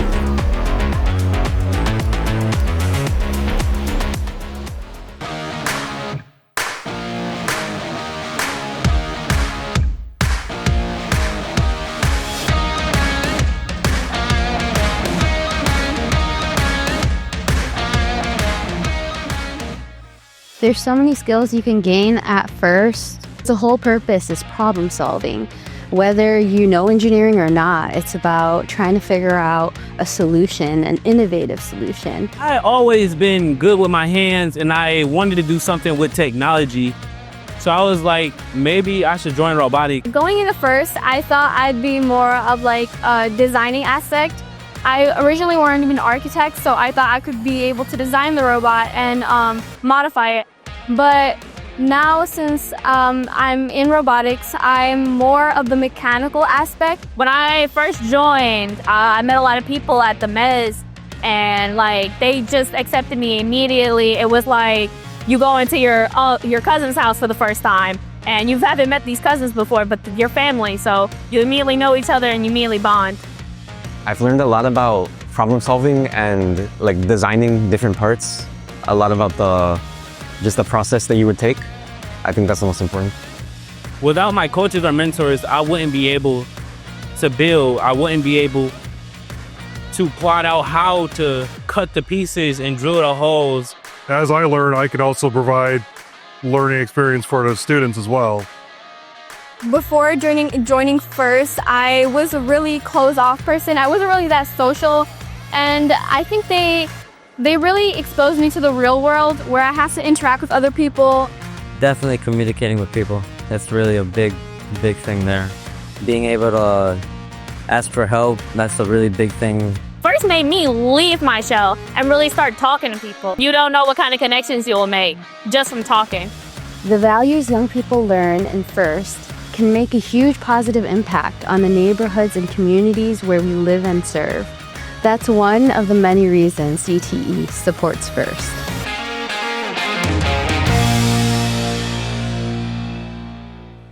Michigan's future is built on grid. Crews on the ground and in the air, modernizing the grid to reduce outages. Engineers planning for what's next. Steady work, securing the systems you depend on every day.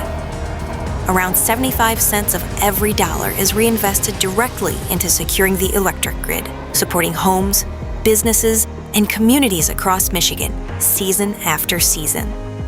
Michigan, you can count on us. We are back. She wasn't actually falling asleep, was she? No way. She's catching her wind. Yeah. Right, yeah. You got to catch your breath here. We are rolling along into our third match in about 3 minutes, so we'll have a little bit of extra time to kind of set the stage for you. And again, the activity is nonstop. One person is yawning, everybody else is moving and shaking and having a big old time here at Saginaw Valley State. You know, they used to do the Macarena frequently. Yep. I mean, I'm not sad to say that I don't see the Macarena as much. You know, Kaylee Marentet, you know, she's somebody that could probably fill in and do some of those dance moves. That's what I hear. I hear she's got all of those choreographed. She's put in a lot of time with us here on First in Michigan Robotics, but I have not seen a lot of dance. Okay, she's rehearsing. Yeah, she's rehearsing. Well, what do you think, Kayla? You got your dancing shoes on, or? You know, Dan, I was actually in a dance competition in November. Oh, really? Wow. Do we have any B-roll of that we could roll in here? Are we gonna? No, please. I don't know if you can see me. You didn't see that coming. No. Well. YMCA. That's a nice little throwback. I did not bring my dancing shoes, but okay. I did train for 5 months for a dance competition, so I feel a little bit more ready. Dan, we need you down here. Well, there's two Dans, so we'll have to flip a coin. Whoever wants to both. Actually, both. The world could not handle both Dans dancing down there.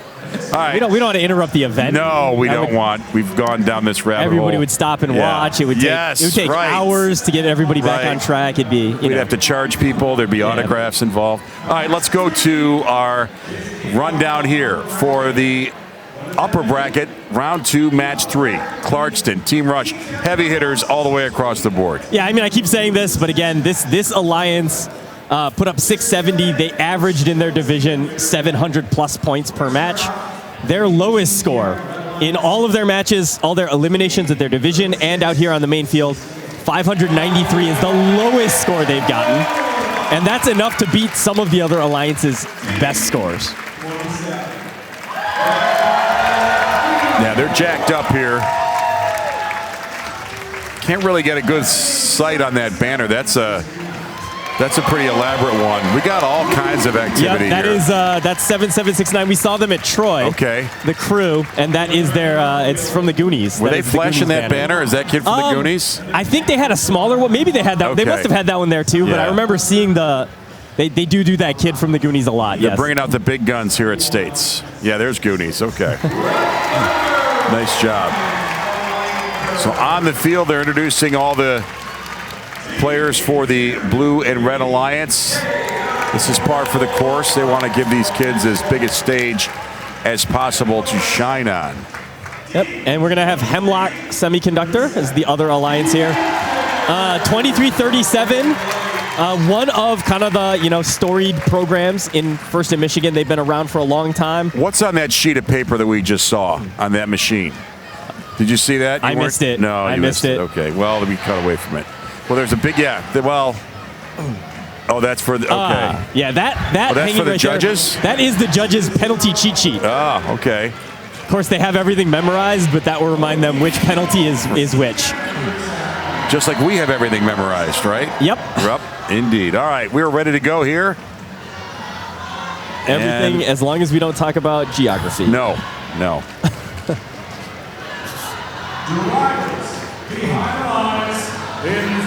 And off we go here. Autonomous 20 seconds.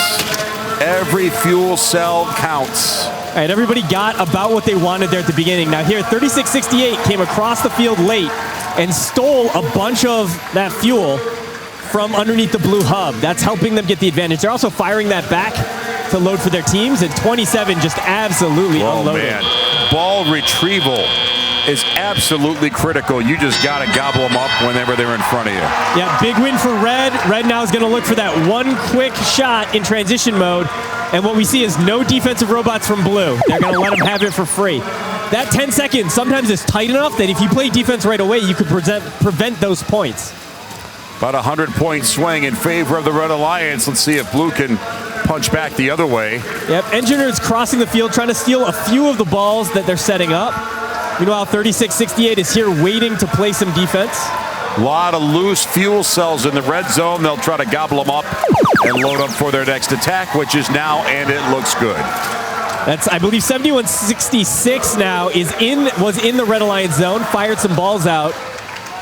Just trying to slow them down a little bit. That's the Red Thunder Robotics Grapefruit. We'll see. We're about 5 seconds away now from the end of this shift. That'll mean both alliances have had one offensive shift. And Red's going to have a big, big lead, 230 points now, as Blue needs to answer back. Blue, if we're not tied at the end of this shift, Blue is in trouble. Yeah, Red defense provided by the Trobots.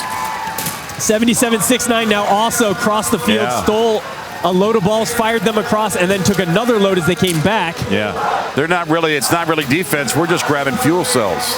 Yep, 82-80. Wherever we can get them, yeah. Same thing, did some of that crossing of the field, trying to do some denial, but now 82-80, something is up with that robot. They should be, there it goes. Now they've unloaded the balls. They kind of sat there for a second, thinking about what they wanted to do. We'll see here. Red is going to be up by so many points. Blue's going to need a huge final period. 3668 stuck on balls, though. That's not helping the Red Alliance here in the middle. 27 does finally free them. An assist from their teammate. Very nice. And 2337 stuck on balls now, crossing the field. Looks like they're going to free themselves. And here comes the end game. Yeah, we're on pace for 700 plus here. Rush is going to get back. 27 is going to get back with one more hopper full of balls. It's already 700. This is going to be 750, 760. 7769 adds. We're going to be close to 800. Blue Alliance might get 500, but they're in the dust, basically. Yep, not enough. You cannot go head-to-head with this alliance. This DTE alliance, you cannot try to outscore them. I know we did have 8280 contributing as a third robot to that offensive scoring, but you have to have somebody slowing down 27 or 7769, or they're going to do this 750, 800 point match on you. Well, that is a major league win. 774. That's an all business knockdown. Yep, and that takes them back up to those numbers that we expected from them. That 710 point average score, 841 max.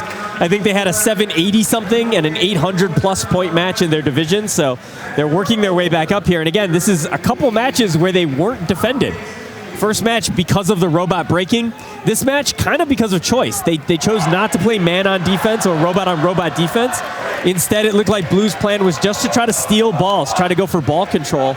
And I think it's going to have to be a combination of both. I think you're going to have to steal some of those balls that they're staging, but you're also going to have to do some of that physical robot on robot, hit them when they try to shoot defense. Yeah, that is good. Your hand is almost forced. Yeah. Because they're just so good. Exactly. You've got to do something. Yep. Yeah, this is the way it looks. Yeah, Red throwing a lot of balls back into their zone. Yep, this is something that they're going to do in the middle of the field, and then you can even see 36-68 is loading in the blue zone. They're going to take some opportune moments to also dump those off or fire those across the field. But this is what I'm talking about. So 36-68 is doing a good job of collecting balls. Now here they're a little lost on defense. Once that shift started, you know 82-80, you know the Engineers, you know 71-66, they're all going to be back there trying to shoot. That's your chance. Hit them a couple times, make a miss, and then go deliver those balls. Because teams are always ready. The start of the shift, teams are going to come in and be ready to go. That's your chance. Meet them there. Don't let them in the zone. Hit them when they're shooting. Then when they're going back to reload, you want to do something else. That's dead time to you. Go ahead and, either fire balls out of their zone, steal balls from their zone, or that's your opportunity to cross the field to feed your own alliance. Let's go downstairs and check in with Kaylee. Amira is back with us. Amira, 774. What changed between the last match and this match to get you guys a score like that? I think we got the rhythm of our dance perfected. There were a lot more fuel out there than the last match, especially since we had more defense the last match. And I think our drivers are more comfortable with defense now, so I think that's what's changed. It did seem as if the Blue Alliance was more so just focused on stealing fuel from you guys than really blocking it. Did that change your strategy at all, or were you guys happy about that? We were completely fine. We just score the balls that we have and then go out and get them again. 200, more than 200, I believe it was 206 in autonomous mode. Is that something you guys have scored before, or is that right on par with where you've been? I don't think we've seen those scores before, but it's pretty exciting. Very exciting to see you guys move forward, Amira. Thank you. Dan and Dan?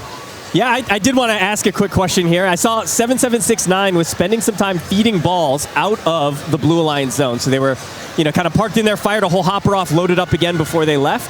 Was that kind of like a thing of opportunity? It just made sense in this match, or is that something you're focusing on going forward? We're definitely focusing on the crew stealing on the other Alliance zone, and we're kind of just the rock in the middle, so... Amira, thank you so much. Thank you. Dan and Dan, thanks for the question. Yeah, let's get to our scoreboard. Those are some gaudy numbers. Yeah, I'm running out of superlatives to you got to get the thesaurus out here. Right. 774, man, that's a good score.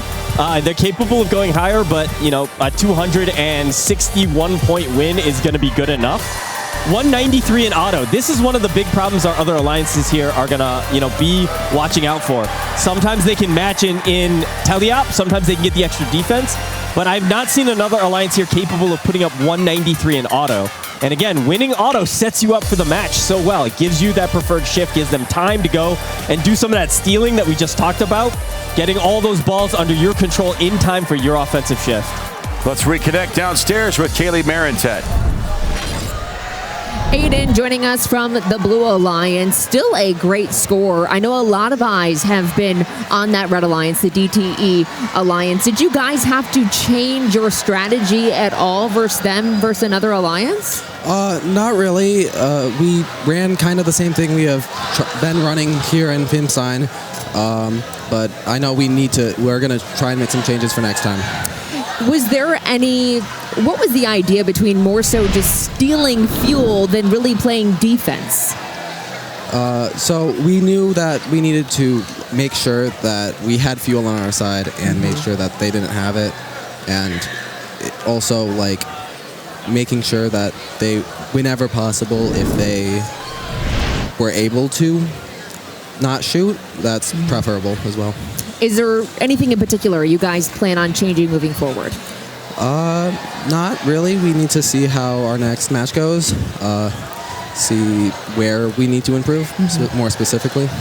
Good luck moving forward, Aiden. We'll definitely be keeping our eye out for you. Dan and Dan, we're going to send it back upstairs. All right. And score overtime. There was no overlap. Red Alliance got the jump and just kept going. Yeah, we can see it did close a little bit in shift 3 and 4, so that's the silver lining. During teleop, it was a good shift 1 for Red Alliance compared to shift 2. Shift 1 for the Blue Alliance compared to shift 2 for the Red Alliance. That's where they got their advantage. That was because they had time to stage those balls, but it's pretty close. The gap there staying relatively consistent. It was endgame and it was the beginning. And endgame, again, just being that they had more time, they had more balls under their control. and then that auto mode setting them up for that first shift to, again, have time to feed into their zone before they had to play. That is very, very impressive. So it sounds like they are invoking order placement. And so the way this works, what we're watching, right, is in auto mode, all these robots are cutting out towards the middle of the field.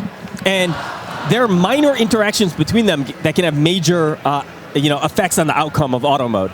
If you have one robot that's faster than the other alliances, you can sort of cut them off and control more of that fuel. So what these alliances want to do is they want to get the matchup they want. They might say, hey, we want this robot to be on the same side as the other alliance's specific robot. Now, most of the time, they don't care. Most of the time, alliances just put their robots on the field and go with it. But if one of the alliances sees that they could have an advantage running their alliance mode based on the lineup, then they can call for this placement order. With placement order, I believe, actually, I don't remember offhand. We're going to have to check this, but I think the blue alliance will place a robot first. Then the red alliance will place a robot on the field. Then the blue alliance places their second robot. Red alliance places their second robot. Then the blue one does the third, and red does their third robot.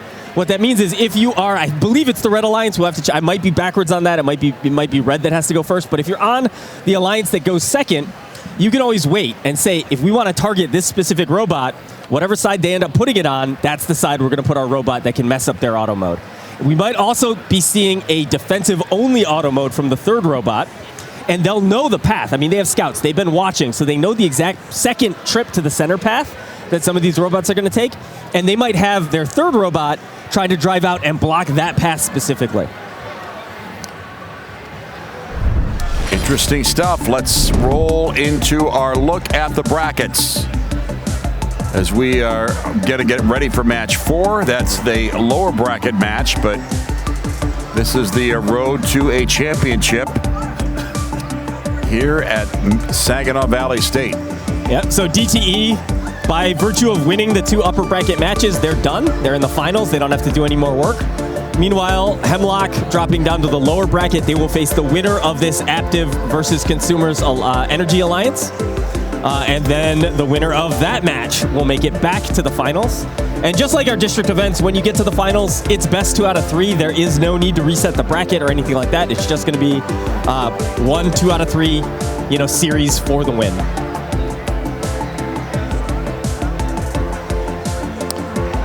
Another one of our great corporate sponsors is GE. Kaylee Marintet talked with them earlier. Andrew Brown with GE Aerospace is with us today. Andrew, thanks for joining us. Absolutely. First, I have to ask you, we talked about this is your first. Yes. What is it like so far? Absolutely blown away. I had the opportunity to bring my 11-year-old son with me today. He's doing his first robotics club in 5th grade, and we were both absolutely just blown away by the competition, the students, the technology they're using. Had no idea. Absolutely incredible. Nothing else like it. No. So let's talk about GE Aerospace. Yes. You guys are a sponsor this year. How important is it for you guys to be here with First as a sponsor? Sure. So this year we're actually sponsoring 5 different events. One in Michigan, 22 different teams. 7 of them are in Michigan this year. But it's extremely important, not only from just a community standpoint and how you give back, but how we're developing the pipeline for our company in the future. Speaking of the future, how would you say these students in First can relate? What should they know if they want to work for someone like GE Aerospace? Sure. I mean, obviously the degree they're getting is important and going through that, but more importantly is real-world first-hand experience, and that's what we're getting today. We had an opportunity to talk to some of the teams, and they're working through problem solving, they're working through collaboration amongst people that they are meeting live for the first time. It's a team event. They're getting to influence people, and then again, most importantly, how do they apply technology to solve real-world problems? So, there's skills that you can take outside of just First and working with a company for sure. Absolutely. So let's talk about you in your role with GE Aerospace. First of all, what is it? If people don't know what GE Aerospace is. Sure. So GE Aerospace, we make jet engine components. We are, if you fly, whether it's here or worldwide, vacation, work related, there's a 75% chance you're flying on an engine or a plane that's powered by a GE engine. So we're I was just in powering the world. Spain, so I Yes. wish I had known that beforehand. That's why I just came back from Spain 3 days ago. I the whole just came family. back from were we on the same flight? I just came back from Spain On 3 Monday, days ago. yes. I actually Yeah. think you might have been on my Yes. flight. I flew back Monday as well. That's awesome. So what would you want people to know? You've been with the company for 22 years. Yes, What would yes. you want people to know with your experience about the company? Yeah, I mean, it's a phenomenal company to work for. Not only is it important for our communities and the jobs we employ, but more importantly, again, we're powering the world. We're connecting people across the globe. Again, we're growing like crazy. So last year grew 20%. This year we're going to grow another 20%. We're investing $1 billion in U.S. manufacturing. So about 60 or 70 million of that's going to be in Michigan, between Grand Rapids and Muskegon. So we got 2,000 employees here just in Michigan alone, 55,000 around the globe. So it's a great company to work for. It's important, again, not only for the communities we work in, but for the world itself. And that's nice, too, for students who are maybe born and raised in Michigan and they want to stay local. So there would be possibly job opportunities in places like Muskegon. Yes, Muskegon, Grand Rapids both employ about 1,000 people and growing. And it's every different type of job you can imagine, whether it's HR, IT, design engineering, manufacturing engineering, software. So yeah, we're doing it all here in Michigan. We are very excited to have you here, and happy first. Yes, thank you. Very excited for you. Andrew Brown with us from GE Aerospace. Dan and Dan. Thank you, Kaylee. So maybe a little bit of a slow transition here. Well, so because that order placement was called, we won't see all the robots just getting on the field and getting ready to go. And here's I looked it up.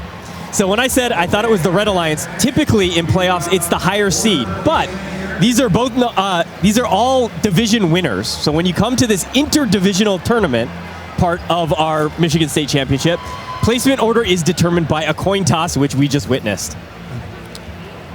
Old school coin toss. Yeah, it does. In the rules, it actually does say it is a virtual or physical coin toss. We went with the virtual physical. coin toss. We went with the real coin this time. Yeah, because you might not have a coin. Yeah, right? exactly. So I think it is okay to take your phone and do one of the random number apps or heads or tail apps. But in this case, we had the real coin. That's more fun anyway. Yes, it is more fun. So now we should see the first robot being placed from the side that lost that coin toss. And then we'll see kind of one robot at a time alternating back and forth between the two coming on the field. I couldn't tell from here who won or lost. Neither of them seemed extremely excited by the outcome of the coin toss. They're probably like, what's a coin toss? Yeah, maybe Red was a little bit more. Let's go with maybe Red Trying won to read it. body We'll see. language, right?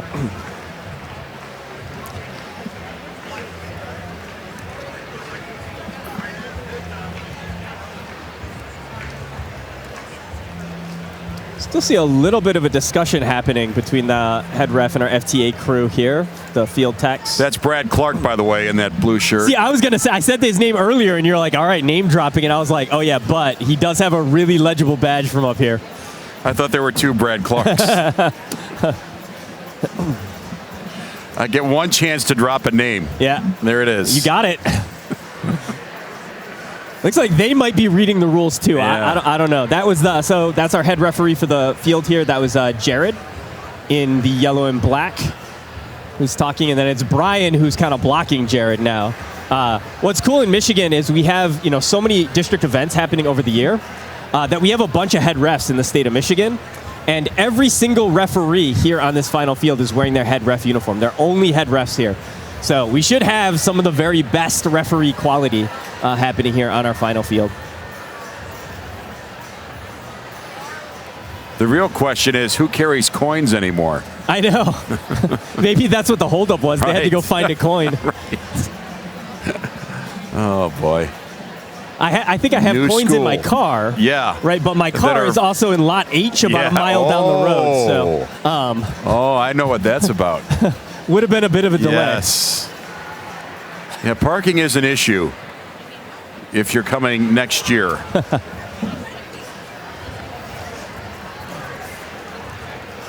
We're about 4 minutes out from our next match, so we will step aside, let our sponsors get involved, and we will come back with more. First in Michigan Robotics, our state championship continues Match 4 when we come back to Saginaw Valley State.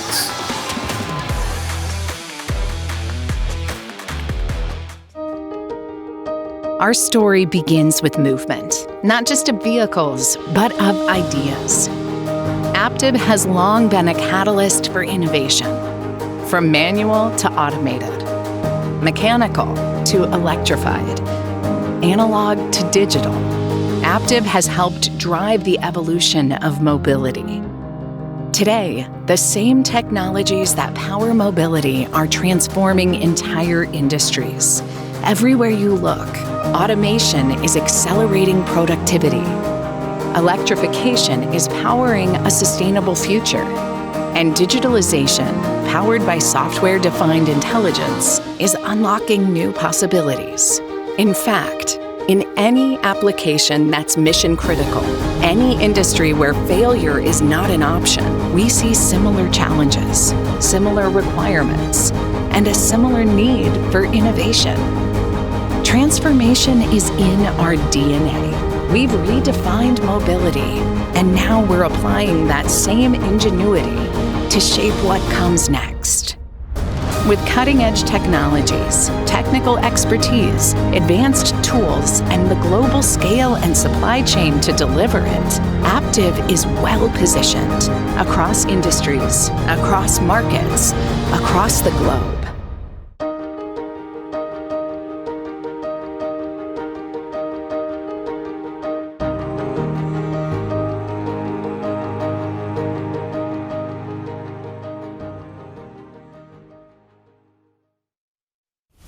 For 65 years, Hemlock Semiconductor has turned innovation into impact. From farmland to a global leader in polysilicon, the purest man-made substance on Earth.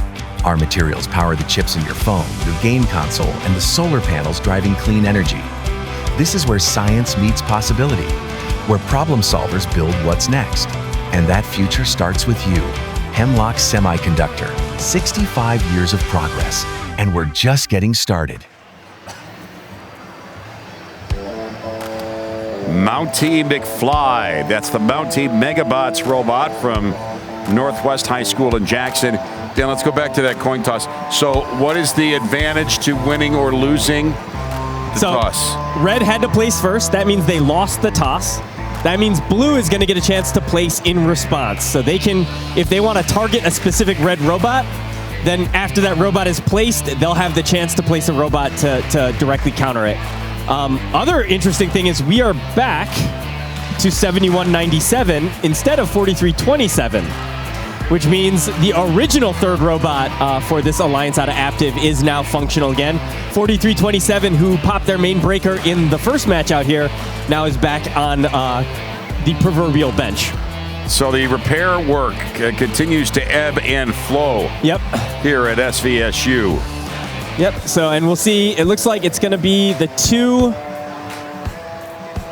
third robots for these two alliances are getting placed first. 2586 for blue in response. And now, again, the head ref is over saying, okay, next red robot come out, so it's going to be 3538. They're picking their side. And here's where now blue knows, right, like, do you want somebody that wants to go up against 3538's auto mode, or do you want to be on the other side? And 3538 goes a little bit slower in auto mode. They sometimes shoot their 3 before moving. So it is an opportunity where if you know that that's their auto mode, you could go deeper into that ball pile onto their side of the field and try to collect more. So I don't know which side called for placement, who thinks that they have an auto mode that can take the advantage here. It could have been either side. I know enough people on both of these alliances to know that if they think they have an advantage there, they would have called for that. So the machines are quiet now. Boy, it's always anxious. I would think it's anxious to have, you know, a serious mechanical issue at this moment of the weekend and the season. Yep. There's some events earlier, right, where if somebody breaks, it's kind of okay because you might be good enough in offense that you can, you know, run the table at an early event. But here at the state championship, I mean, we already saw you lose a robot, it's real hard to come back. Let's go downstairs and join Kaylee.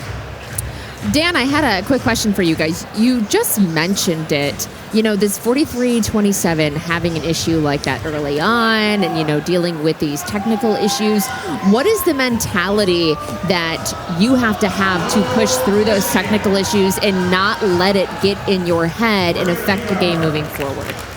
I think it starts with your pit crew. So when these robots come off the field, each team is going to have a pit crew that is going to check the robot out, get it fixed up, get it ready for the next match. And if you have trust in your pit crew, if you believe in your pit crew, then when the robot gets placed on the field, the drivers should not need to worry about the robot. They should believe that it is 100% working and that they're ready to go. Sometimes that doesn't work. Sometimes you got to have some talks about it and say, hey, look, we're going to start easy, get a feel for the robot, and then work our way up. But essentially at this level, it's like if the robot stops working, it stops working. As a driver, what are you going to do about that? You can't control that. And you have to go out and you have to play hard if you want to win the match. So you kind of can get to that point. But I did have an experience a number of years ago. One of our alliance partners was having some intermittent issues that they couldn't figure out, and it did kind of shake their drive team. They weren't able to perform at the level that they had been all weekend. So taking some time, having that conversation, calming everybody down is an important step here. Yeah, because there really is no such thing as muscle memory in robotics, because your body is operating a machine. Right, yeah, like a little bit, I guess, muscle memory for the controls, yes, right? But right. yeah, no, the robot, you're sending controls over to the robot, and it is going to either do what you tell it or it's not. And if it doesn't, kind of as a driver, there's nothing else you can do. So no reason to be too nervous about it, but play on. Yep, that's all you can do. So we got our last robot down. This is the other thing is, it does take much, much longer to get robots staged when somebody calls for placement order. A lot of times the teams will just kind of like figure it out themselves and say, hey, look, we're going to start on this side. As long as you do that, we don't need to call for it or whatever. There was a placement order a number of years ago at Worlds where the person I was going up against was like, hey, just put your robot where you want it because we have priority, and then we'll just put ours. We won't get the referees involved, so it's not this specific, now you go, now wait, now you go. It was like, all right. A little more informal. Yeah. That's and you can do that when you have the relationships. But here, there's really I think they needed to call for it if they wanted to target a specific robot. There's no kind of way around that for them here.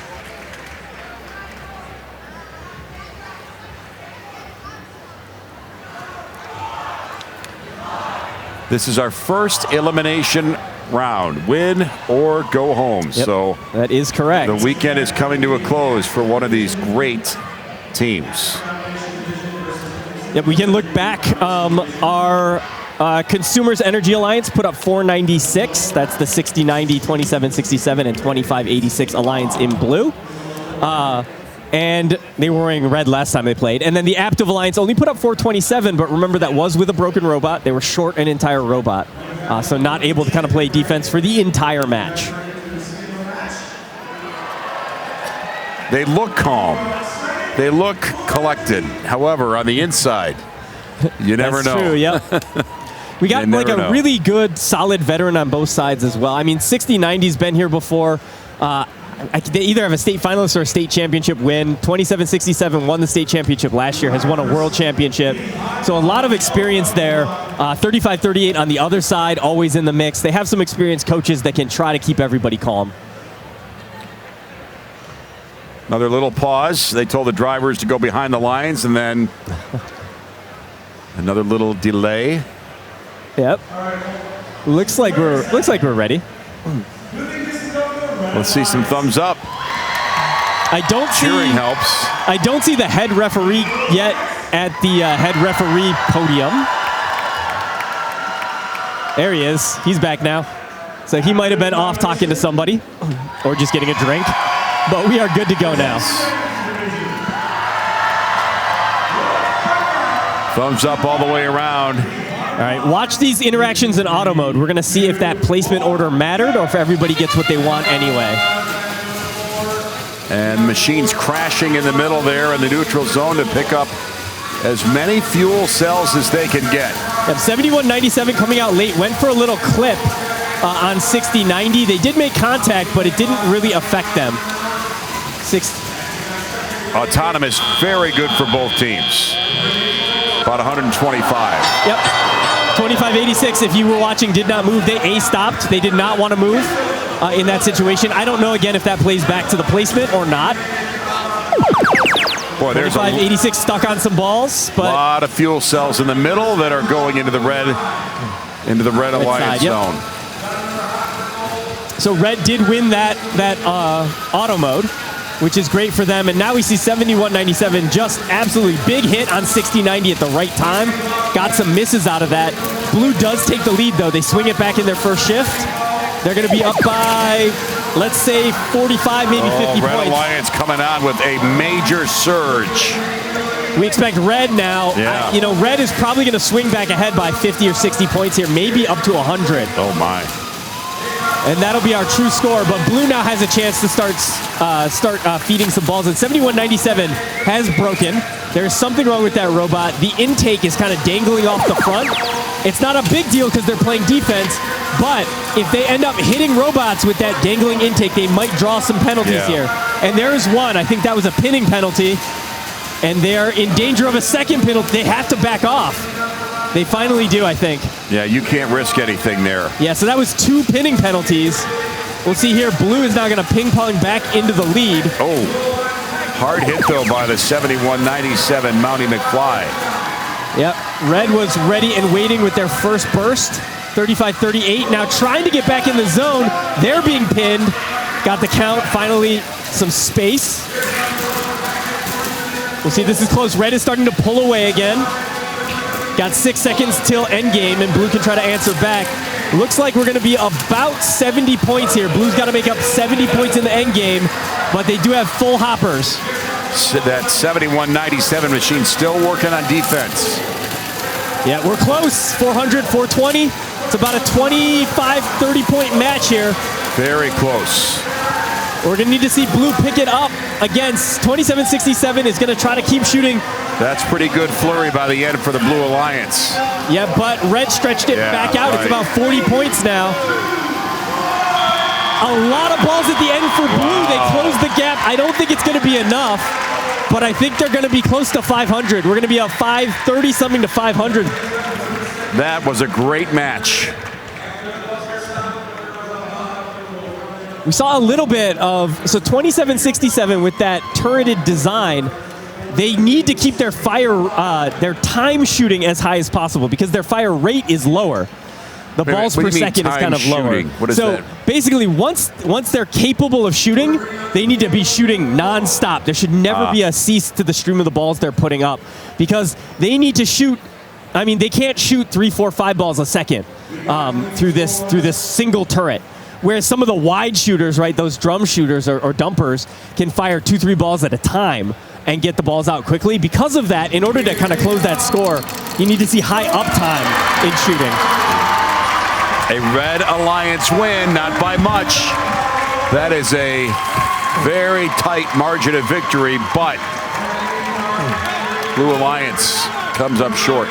Yeah, 511 is even more points than I thought they were going to get in that end game. So only 21 points separating these two alliances. Wow. That ain't much. Penalty points. A factor. Yeah, there are some penalty points. Penalty points going in favor of the Blue Alliance, though. So I think that just closed the gap. It didn't change the outcome. So, sadly for the Blue Alliance, that's going to put a wrap on the weekend for them. Yeah, that's the 4th robot on that alliance now. So actually, if this alliance wins here, we're going to have 4 state champions instead of our usual 3. And I guess if they win their next round, we could have 4 finalists if they make it just that far. Well, you got your money's worth in that match for sure. Combined over 1,000 points. Yep, and that's I think our closest match of the day thus far.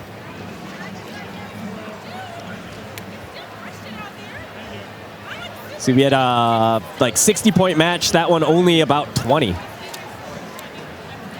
So they will clean up the practice field, or the playing field, excuse me, and we're going to see this Aptive Alliance come right back out and play again. short turnaround. Here's the breakdown on the scoring.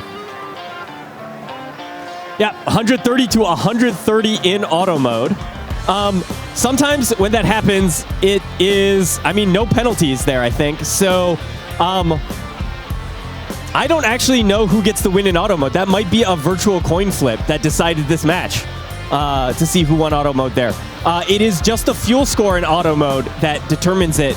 Tiebreaker might have been if you scored other points, but I didn't see any tower climbing either. So, dead even in auto mode. Red Alliance, though, able to stretch their lead a little bit during Teleop, but gave up. I think we saw it flash there for a second, but it was 35 penalty points. Right. And that was because of pins. If you're pinning another robot, there are rules. Basically, if you pin another robot to a field structure, you get a 3 count. After the 3 count, you're going to get a penalty. In order to stop the count, you have to back up by more than, I think, 6 feet for a few seconds to give them room to move. And what we saw in that match was 71-97 pinned, backed up not far enough, pinned again, and draw 2 major fouls. So that was 15 points per occurrence there. That's 30 of the 35 penalty points. Let's get downstairs and join Kaylee Marentet. Jack is here with me from the Blue Alliance. Jack, I want to ask you, Dan, we're just talking about it. A lot of pinning penalty points there from the Red. What is your guys' strategy when that's happening? Yeah, so since we're a fixed shooter, we're more susceptible to defense. So we have 2-3 different options. We butt ourselves against the trench where we can only be pushed in one way. During the end game, we focus towards the tower because that's illegal. You can't hit each other against the tower. We also try to go close to our fixed shot, so we pin up against the hub and try to just shoot from there and try not to get pushed since we're a fixed shooter. And we go against the wall sometimes for that far shot also. I was told that this may be the end of the road for you guys here today, but maybe not the end of the road for this year. You guys still could be heading to Texas to continue to compete. What are you going to take from today and this season to take you forward? We're going to continue making improvements on our robot. I think that there's still more to give from that robot without any major changes. And I also feel that, just more strategy and stuff like that. I feel like we did really good. There's also some more improvements, such as we're thinking about a bigger hopper and stuff like that, also to make better improvements. Well, good luck moving forward, Jack. Thank you so much for today. Dan and Dan, we're going to try to talk to someone from the Red Alliance.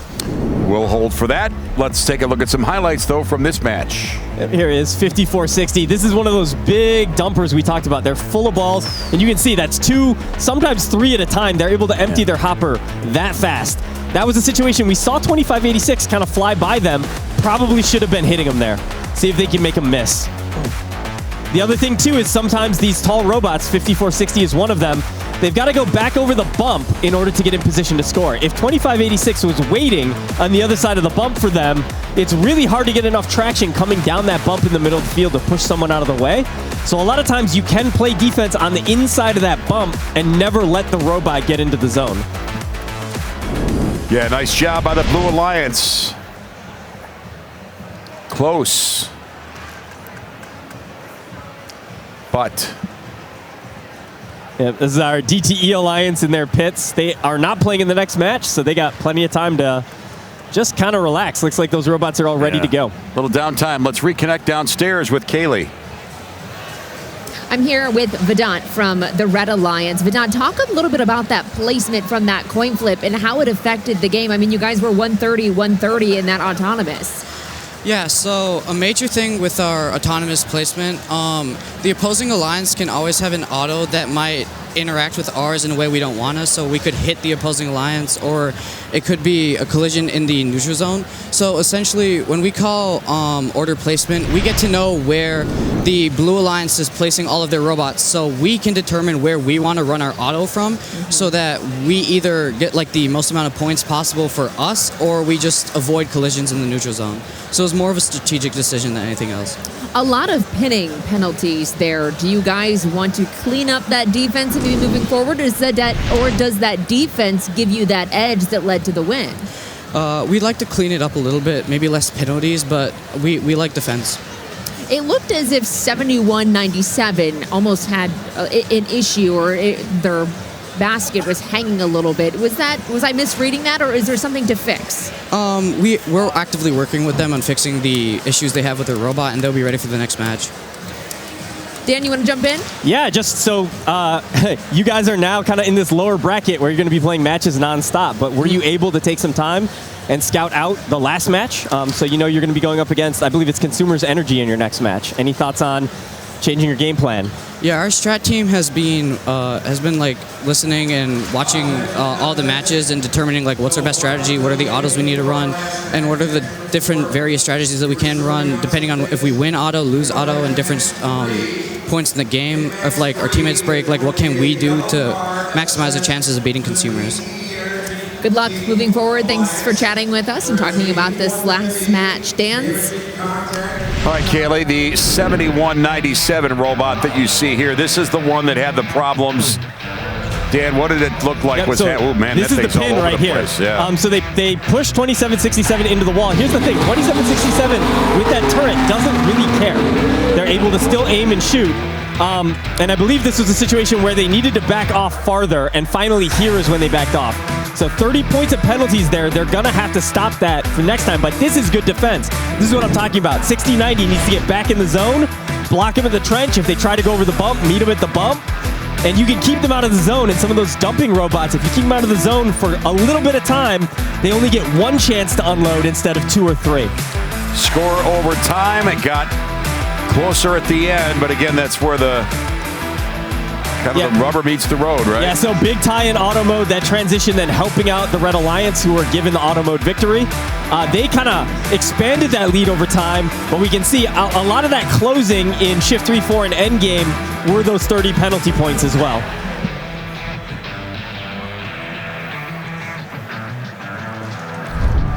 So no real, well, there's a little bit of downtime here, but. Oh my. Yeah.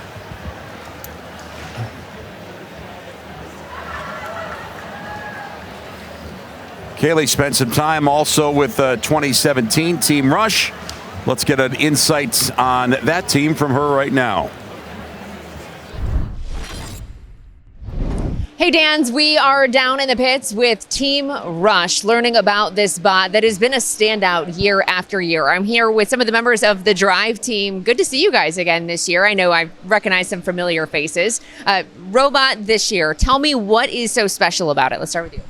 My favorite part, or the most special part about our robot, is would be our drum shooter, which is I think it's a 1/4-inch steel drum, which allows us to shoot up to 25 balls a second. 25 balls a second. Do you know what your guys' high score is when it comes to the robot this year? High score, like points in a match. I believe our highest is around like 750. Pretty impressive for this year. What's one of your favorite parts of the robot this year? I don't have a specific favorite part of our robot. I think my favorite part is working with our Drive team because we spend so much time practicing back at home. We put a ton of practice into this robot. I don't think our robot is anything special. I think it's our Drive team what makes it special, especially our coach, Mrs. Hughes. We spent so much time analyzing matches from other teams and just spending a lot of time behind the glass at home. And without all our practice, we wouldn't be where we are. Practice-wise, how many hours would you guys say you put in a day or a week? For our last competition at Livonia, we put over 15 hours of practice in. This past week, we were here every day practicing before states. Very impressive. Well, I want to talk to Jimmy over here. Jimmy, what makes your robot here with Team 27, Team Rush, so special? So we talk about this all the time. It's about hard work and dedication, about making a quality robot. So this morning, for example, we were talking about what are we doing when other teams are sleeping? We're working.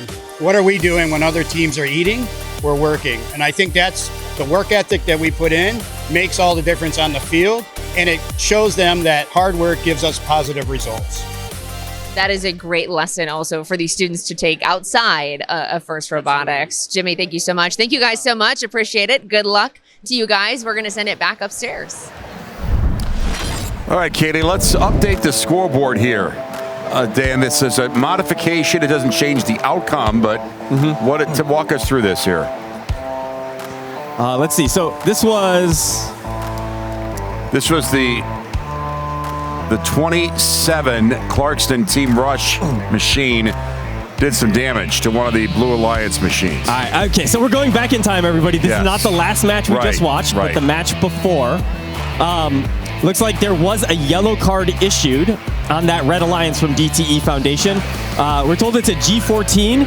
That's 15 points for the Blue Alliance, but G15. G15 or G415 is basically saying if you're contacting other robots inside the frame perimeter, that means not bumper to bumper. That means you're hitting them inside the robot and you cause damage, you're going to get a yellow card. If it's enough damage or if it's egregious, intentional, or repeated, you might go straight to a red card. Now, what a yellow card means for them is right now nothing. They gave 15 points to the other alliance, didn't affect the outcome. The score is still, a huge Red Alliance victory. But a second yellow card means they will lose that match. So if in the finals they get another yellow card, those yellows come together to turn into a red, and that'll basically give them a 0-point score for that match. So they've got to be more careful going forward. All right, good explanation and small detail, but it could be meaningful down the road. We will step aside and come back and continue with our coverage of First in Michigan Robotics. Our state championship today is at Saginaw Valley State University.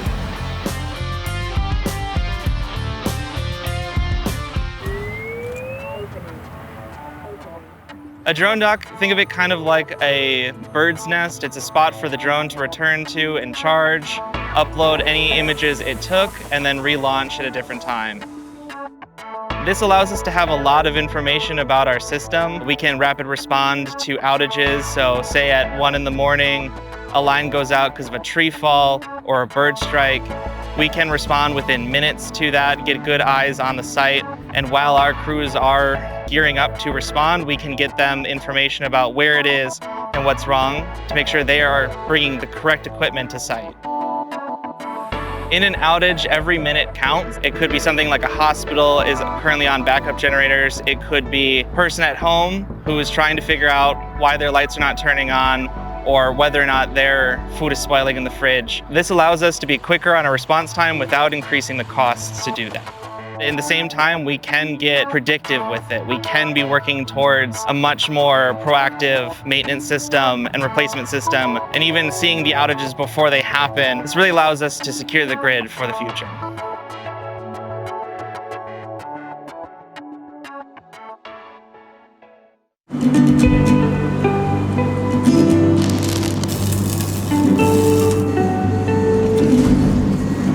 Well, I was raised by careful hands. Yeah, they made me who I am. So I'll be strong enough, I know, when I head out on my own. So I'm off to see the world. Wanna see what makes it twirl. But no matter how far I roam, We invent them, we design them, we build them. And one day, we have to let them soar. Yeah, I'm always coming home. We are on the campus of Saginaw Valley State University. It is very hard to find parking, as you can see from that. And by the way, that upper left corner, that VIP lot, no access for us. That's a little bit of a sidebar, but it's a great campus here, great things going inside, and very, very festive and fun. And boy, it's just been another great weekend of robotics. And again, a lot of teams will go home a little bit frustrated they could not extend their visit into late on Saturday, but it really turns out to be a positive experience all the way around. Yeah, absolutely. So it looks like, I don't know if they called for placement order again. We have one red robot on the field. Blue has not placed any yet. Looks like we're gonna have a second red robot. So a couple things might have happened. They didn't call placement order because they know Red's auto modes are always all the same, and it doesn't worry them. Or the Red Alliance might have said, hey, we don't care. We're just going to put our robots on first. Blue just requested that. Yeah, so we're just told, as they're putting the robots on the field, Blue did request placement order. we could see Red take robots off the field, or we could say Red, the Red Alliance say we don't care. The Consumers Alliance Energy, or Consumers Energy Alliance, just putting their robots on the field. Because if you don't care about the order, you can just put all your robots out whenever you want. But yeah, so we did see Jared was just talking with Alliance number 4, trying to figure it out. And, you know, there is a specific procedure for placement order that he may be forced to follow, but if the Red Alliance doesn't care, they might be able to fast forward this a little bit for us. We'll see kind of what happens here. Can look back at scores of these two alliances. So Consumers Energy put up. Let's see. Oh, sorry. This is Hemlock. Yes. Hemlock Semiconductor. Hemlock Semiconductor put up 496 in their first match, 511 in their second match. So they're averaging 503.5. And then our Aptiv Alliance put up only 427 in the first match. Remember, that was a match they played 2 versus 3 the entire time. So a little bit harder to maintain ball control. Put up 532 in their second match. So their average is lower, but their high score is higher. And then that carries through to their divisional numbers as well. Aptiv 474 average from their division. Hemlock only 426. But two very evenly matched alliances here. And again, we've spent a lot of time with teams having to, do some last-minute modifications or repairs on their machines. We don't really get into that a whole lot this late in the day on a championship Saturday, but here we are. Yeah, that's true. So that was 71-97, who missed the first match with this Aptiv Alliance because they had damage. They were replaced in that match, came back in the second match, and we saw their kind of entire intake coming a little bit loose. They didn't get any penalties for that, but they did get some pinning penalties in that match. And now they're back out here on the field, but the robot's on its side, so they're still working on that 71-97 robot. Let's take a look at how these teams got here. You can see the scores have been just gangbusters all day. Yep. So this is the lower bracket finals. Winner here is going to be, at worst, a state finalist. But they'll be in the finals, chance to win it all. And then it sounds like now that placement order request was now withdrawn. So I think because Red put the robots on the field and said, we're fine here, Blue said, okay, then it doesn't matter. We know where we want our robots to be. So we're still waiting for thumbs up all the way around. 71-97 is back on its wheels, so that's progress, and they're lining up now. So lower bracket, round 3, match 5. Langsburg's Red Thunder Robotics, Grand Blanc Engineers, and Marygrove K9.0 Robotics. And then we've got Center for Innovation Strike Zone, Northwest Mountie Megabots, and the Avondale Robo Jackets. And we did get confirmation. So it is that Robo Jackets robot, kind of on the near side of the field for us. That's the one who cares about where they start in auto mode or who's running in auto mode against them. Ooh, we got a little bit of a check here. So on the 2337 robot in red, we've got an inspector and the head ref looking at this robot right now. So that's lead inspector here, that's Mark, and then with him, with the other yellow hat, is Isaac. So two of our longtime, they've been around forever, but they are inspectors here. Inspector's job is to make sure that the robot is compliant with all rules when it goes out to the field. So typically, if there's something that would make a robot illegal, they're going to be the people you call in. Not the head ref to make that decision, but the lead inspector would make that decision. Now, the head ref is there because they're going to be involved in this. If something is not up to spec, if something is not legal on that robot, if it can be easily fixed, they might let them fix it. But if they decide it's not in compliance and it's not an easy fix, they might not let that robot play in the next match. Now, I don't think we're going to see that. I hope we're not going to see that.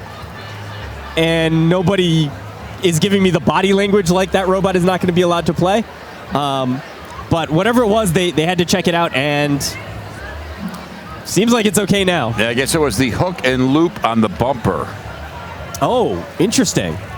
I don't know specifically what that would necessarily refer to. They might have had some hook and loop that holds their bumper covers on or holds their bumpers on, or they might have had some of that hook and loop, basically Velcro on the bumper, which might have been asking some questions. Is this an allowed material to be on your bumper?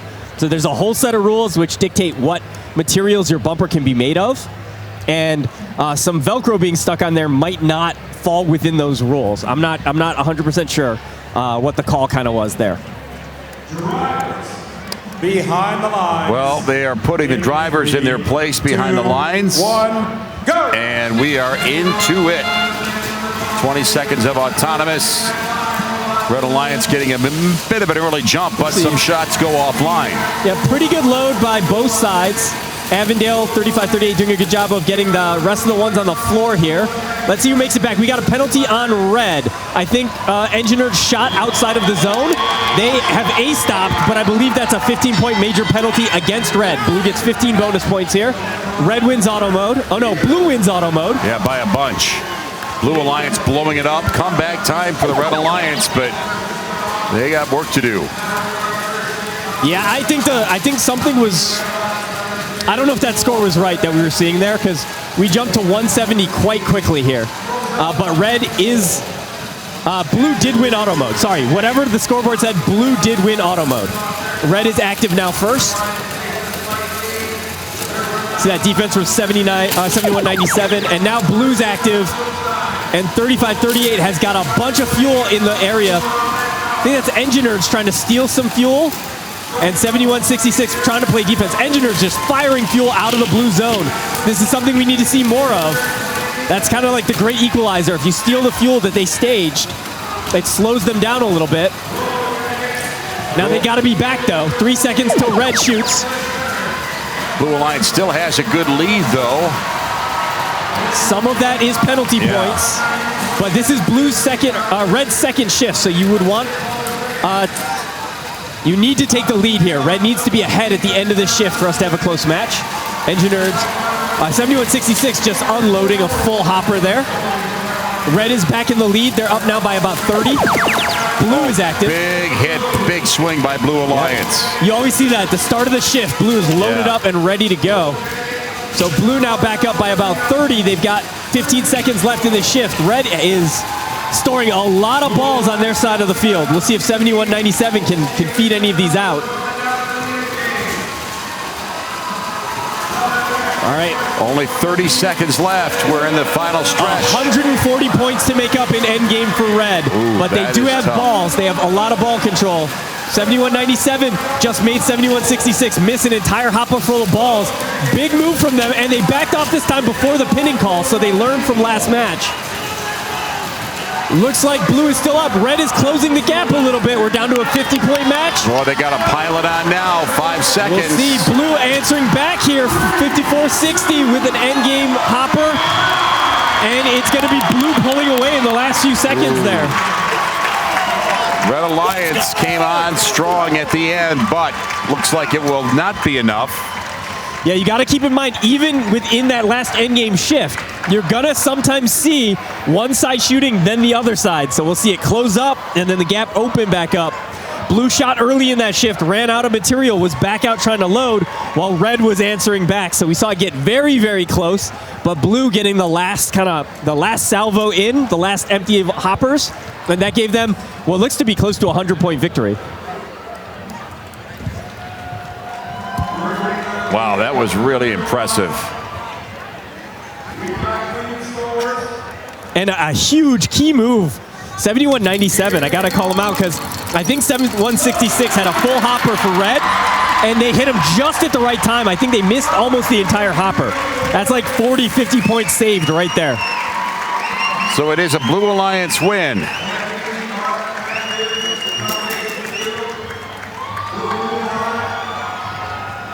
Yep, 543 to 456. Not quite the 100 points, but... Yeah, we had some penalty points thrown in the mix there. But the Blue Alliance with a good job in the first 20 seconds of autonomous. Yep, there was some kind of scoreboard glitch at the beginning there. So it looked like maybe the scores, maybe I just misread it and it was my fault, but Blue definitely winning in auto. What happened was 2337 trying to come back with their second hopper full, got stuck on the bump, fired from the bump. Of course, you're not allowed to score unless you're in your zone. Part of your robot has to be in your zone. So they got a major penalty for that and had to stop shooting. So their autonomous score was much, much lower than expected. And we see 538 wanting that clear path. That's why they do sometimes a call for that placement order, able to kind of get back cleanly with their hopper. You can see on the far side of the field, 2337 stuck on the bump, and they would shoot immediately after this, as soon as, I don't know, a couple seconds in the future here. And that was what lost them the auto mode there, getting stuck on the bump. So that is going to change the direction of where we're going into the finals here. Here's the results. This is all final, including the penalty. Penalties on both sides, but about a 90-point swing in favor of the Blue Alliance. Yep, so 10 penalties, that's 2 minor fouls. I'm not sure what they were for, but those would be for all kinds of little things. Major foul, the engineered shooting in auto mode from not in the zone. That's 15 points of penalties there. And it looks like they picked up another major foul at some point. I missed what that one was for. But we see that it basically was that auto mode advantage coming out of auto mode up 129-53. They maintained that advantage kind of throughout the match. The advantage of having the shift to load up is even more important for a robot like 3538 or 2337. These are our two turreted shooting robots on these alliances. They like to have a lot of fuel on the floor in their alliance zone. So when their turn to shoot happens, they can shoot the hopper and be loading and shooting all of those little balls that they stage for themselves. You can't stage as many balls when you have to go on offense first. And so that small advantage, or that big advantage in auto mode, led to a small increase in the advantage during teleop.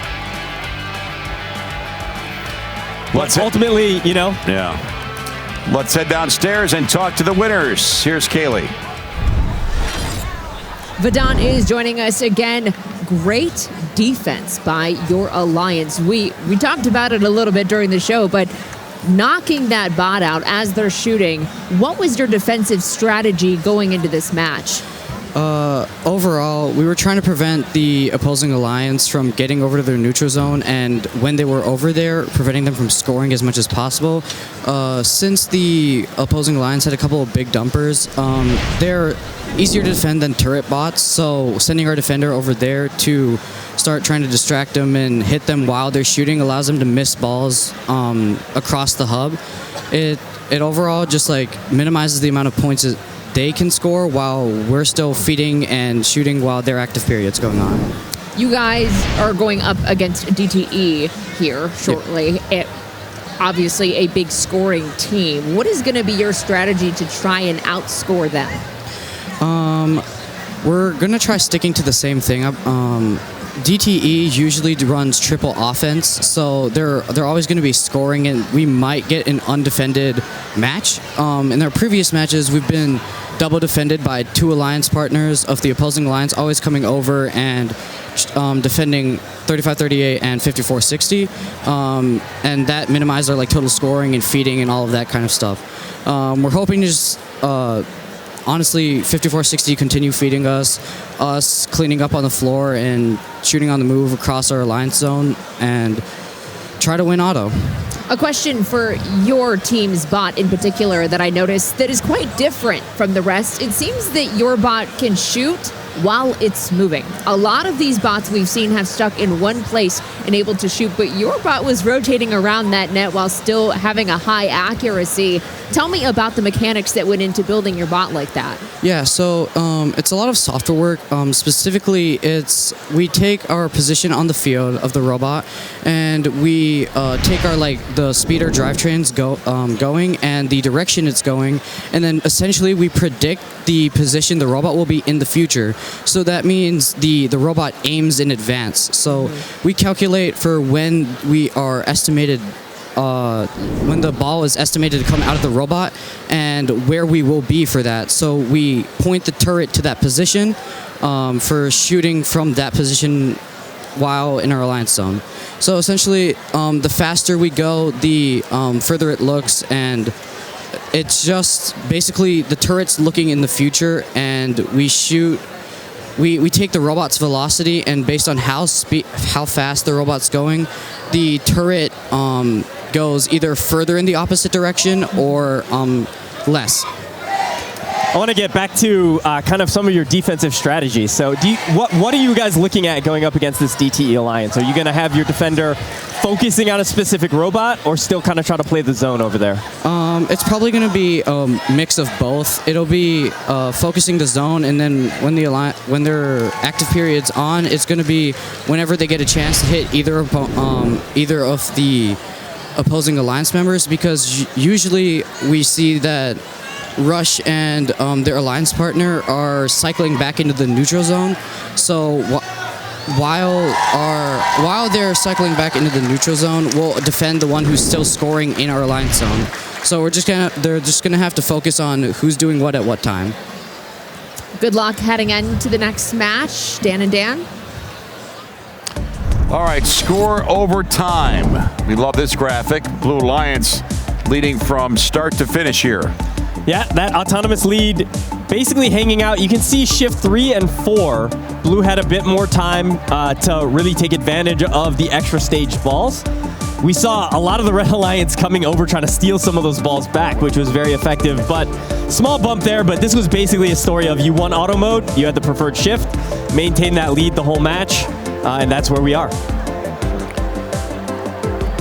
And downstairs, we return to Kaylee. Clayton is joining us. Clayton, I just got a note that your team's bot is one of the top in the state. You're performing like it. How does it feel for you to be standing here still at state? It's a surreal experience getting to experience all of this. Last year we were finalists on our field, but we sadly didn't make it to Filmstein. But being able to be here and experience all of this has been amazing. What would you tell your teammates after the season you've had and the state's experience that you've had? We're still going. We still have worlds to compete. We did great here. We did better than we thought we would. And we have more improvements we can make so that at Worlds we can push even farther. What are some of those improvements you think you need to make? Some small improvements to our intake, such as swapping our 4-bar linkage to 70-75 so it can take even more impacts. And just some other small things that we noticed that aren't going to make drastic changes to our robot, but are going to be small quality of life for repairing and similar. Clayton, it's been great catching up with you. Thank you so much. Great job for this weekend. For now, we're going to send it upstairs. And one look at the bracket just to see kind of where we're at, and we are moving right into the finals, best 2 of 3. Yep, DTE versus Aptiv. One of the things that always gets me about these double elimination brackets is DTE played 2 matches. They're just chilling in the finals. Yeah. And they haven't played since match 3. This next match we're going to have is going to be match number 6. Meanwhile, both matches 4 and 5 were played by this Aptiv Alliance. So they're playing back to back to back to back, and maybe to back if they can, push this finals to best of 3 to the 3rd match. So there's a lot more pressure on the Aptiv Alliance, but they might have also found their rhythm of getting the robot ready. And that downtime again, now Alliance number 1 does have to get it back up, get ready to go, but they've had time to watch Aptiv play match after match and strategize against them as well. And they're going, as opposed to resting. One of those unanswerable questions. But we will press forward. We'll take a break here and come back. It is our best of 3 coming up as the Blue Alliance and Red Alliance will lock horns again. We're continuing as our state championship coverage continues from Saginaw Valley State.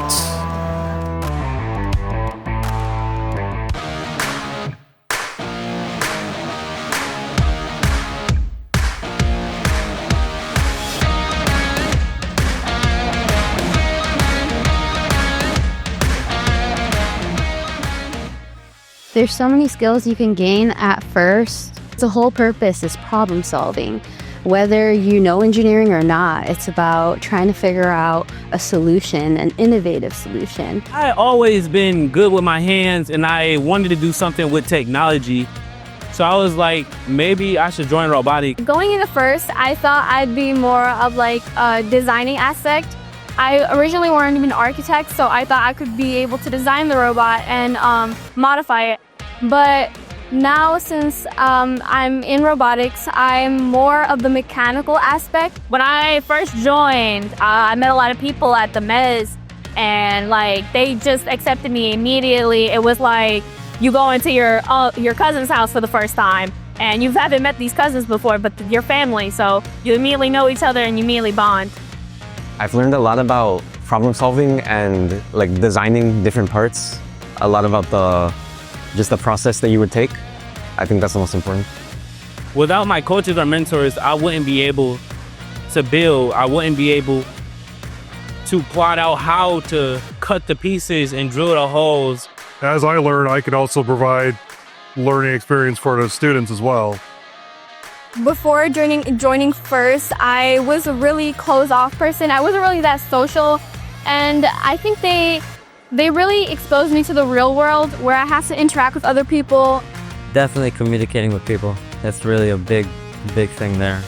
Being able to ask for help, that's a really big thing. First made me leave my shell and really start talking to people. You don't know what kind of connections you'll make just from talking. The values young people learn in FIRST can make a huge positive impact on the neighborhoods and communities where we live and serve. That's one of the many reasons DTE supports FIRST.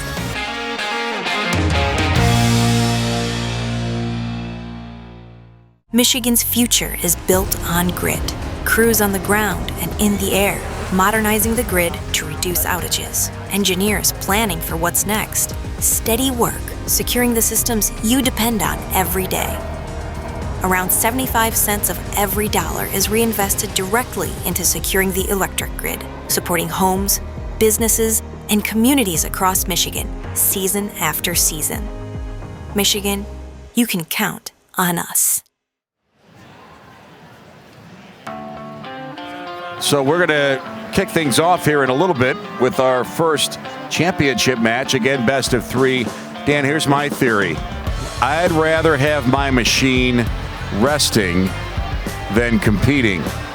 The more competition, the more likely it is that you're going to get knocked around.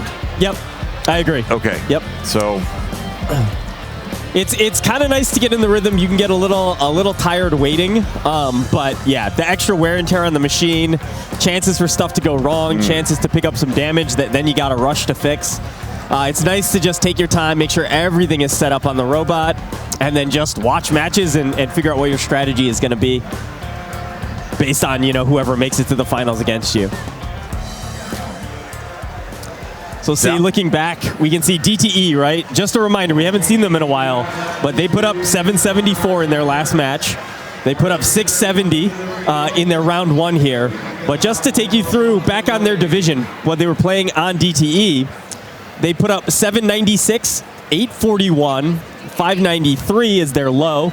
And then they did another 706 and another 616. So this is a robot that has gone over 700 points 4 times in the playoffs here at the state championship. Dan, how do you maximize your downtime when you're not on the field? It's almost trying not to do too much too, right? Because sometimes you can find out, we got time. Let's tweak our auto mode. Let's try to do something else here. And if you don't have time to test it, sometimes that's not worth it. Sometimes the best thing to do is just get your robot set up. So usually it comes off the field at the end of a match. You're going to do a systems check, make sure everything is still functional. You're going to have people go through the robot, look for anything that's loose or damaged, repair that stuff. And then once that's done, you know what I mean? Put the new battery in there, pack the thing up, get it ready to start the next match, and don't touch the robot. Then drivers can relax, they can decompress a little bit, have them watch some of the matches that are being played, point some stuff out like, hey, look, this robot likes to defend in this way. They always seem to hang out in this area. So know that when you're coming back to score, if you go kind of over on this side, they're not as comfortable. And sometimes that can be as much as knowing that that third robot is usually on the side. The captain is in the middle Alliance Station spot. So if the defensive robot is either on the left or right, on the other side of the field, if you go to the opposite side, if they're on the right and you play on the left, they're trying to play defense looking through 2 hubs across 50 feet. You're going to have an advantage there. So just, you can take time to work on some of those details and get your drivers to sort of internalize that so they're ready to go. Let's go downstairs. Kaylee talking with one of the more fun stories of the weekend. Dan, you might have noticed when Team 27, Team Rush, is running around, you're seeing this flag. Yes. You recognize the person on this flag? That is Kyle Hughes. Yes, one of the coaches. I have Kathy here with me. Kathy, there she is. What is going on here? How did this idea even come about? So this flag comes from a robotics film that interviewed our team. This was from one of the interviews of our head coach, Kyle Hughes, and they stopped at a specific spot and we got this picture, and we love the picture so much. We have little cardboard cutouts of it, and we have like socks and shirts with her face on it, and we just use it as like a bit like a motivation and also like just something to lift the spirit when we're going out to competitions and also just hanging out at the school. It really speaks to the love that you have for the coach, does it not? Yeah, it does. We always find a way to like joke with each other, and this is one of the biggest ways. We love the picture. She loves the picture. It's been a joke for over 15 years. Can we get a little wave here, a full view of the coach? Can you give us a wave? The raising of the flag. Love this. I don't know if you saw earlier, too, when they introduced the team at first, they did actually a lap with the flag. Yeah. It definitely caught our eyes. Thank you guys so much. Definitely standing out in the crowd. Are we going to do a run with it? Are you going to go have ahead, at it. take a lap? Take a lap. Kyle Hughes, of course, is one of probably the longest serving mentors in the state of Michigan. She's been around forever. She won the championship Woody Flowers Award. I'm not going to guess the year. I don't remember when it was, but a long time ago. And that award is essentially to the outstanding mentor of all the teams in all the states. So a great mentor. The real fun is when they go, hey, let's make a picture of Coach. What picture should we use? Let's use that one. Yep. Looks like she just got a volt. like she's in fear of something. Anyway, great story. It's, again, we always talk about the importance of what the coaches give, and it's great when the kids respond to it in a kind of a return way. Yeah, she's not even paying attention. She's focused about on the match. Machine, right? Yeah. There is stuff to do right now. There's no time for nonsense like that.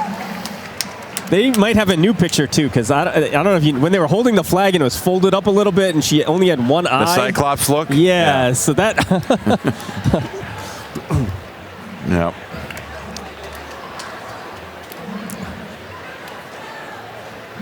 All right, machines slowly and surely getting into place. I think we got somebody looking at one of the Red Alliance machines over there. Yep, I think we got all 6 on the field. Yeah, that's the one. Looks like it's just the teams hanging out, waiting for the robots to connect and get everything running correctly. I don't think we had a placement order called this time, but the fact that all the red robots are connected and none of the blue robots are means that red probably didn't care. Red just put their robots out and blue was able to pick the side they wanted. First team to win 2 of the next 3 matches is your championship. There's your Blue Alliance. We saw Red, Northwest, Mountie Megabots, Avondale Robo Jackets, and Strike Zone Center for Innovation. So strategically, Dan, what do we think we'll see in this match? I mean, the first thing you have to look at is DTE averaging 722 here on this field. Aptiv averaging only 500. There's a greater than 200-point difference between these 2 alliances. We need to see some creative defense from the Aptiv Alliance in blue, or DTE's going to run away with it. Now, we asked a little bit at the end of the last match what they were planning on. Sounds like they're looking to try to get some hits on the robots when they're firing. Sometimes that can be effective, but an alternative way to play defense is to pick. This is kind of what I was asking: is are you guys going to focus on one robot, or are you going to try to defend the zone, whoever's in there and shooting? Sometimes you get a more effect by picking one robot and just not letting that one robot in the zone. Let the other guy shoot as much as they want, but choose one robot and say, this robot will not beat us. We'll see how the zone defense goes for them, and then we'll see if they maybe want to make a change for the second match if it doesn't work out. But that's like, you see that in basketball a lot, right? Sometimes you just pick a guy and say, like, this guy's getting double teamed every time. We might lose because his teammates make the open shots, but we won't get beaten by this guy.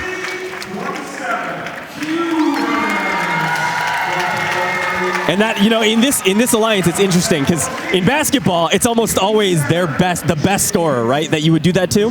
Here, if you can shut down 27, that's the best scorer at this event based on the stats and what we've seen so far. If you shut them down, that's great. But actually, if you can shut down 7, 7, 6, 9, that's just about as good. Because you can outscore if either one of them gets shut down. So sometimes you're not just picking who is the most effective scorer, but it might just be who is more vulnerable to the defense. Who can you stop at the bump or at the trench? Yeah, there's that yellow card that's kind of floating out there too from earlier, which, you don't want to let that into your mindset, but it is tangible. Yeah, so DTE needs to be aware of that, and they need to know that they can't push some issues. And there's not a lot Aptiv's going to do in blue, but knowing that the other side has a yellow card, things like on the middle of the field, if there's going to be a collision, they have to be more afraid of it than you are. Because if you have a big collision and you get yellow carded, okay, whatever, that was our warning. If you have a big collision and they get yellow carded, they just lost the match. So there's small edges to the times we're going to see robots contacting each other. We might even see the defense be a little bit less intense for DTE. Because again, like if you are the higher scoring alliance and you're sitting on a yellow card, one of the easiest ways to lose this match is to accidentally get another yellow card. So playing a little bit safer, probably okay for them to do just because of that scoring edge they have.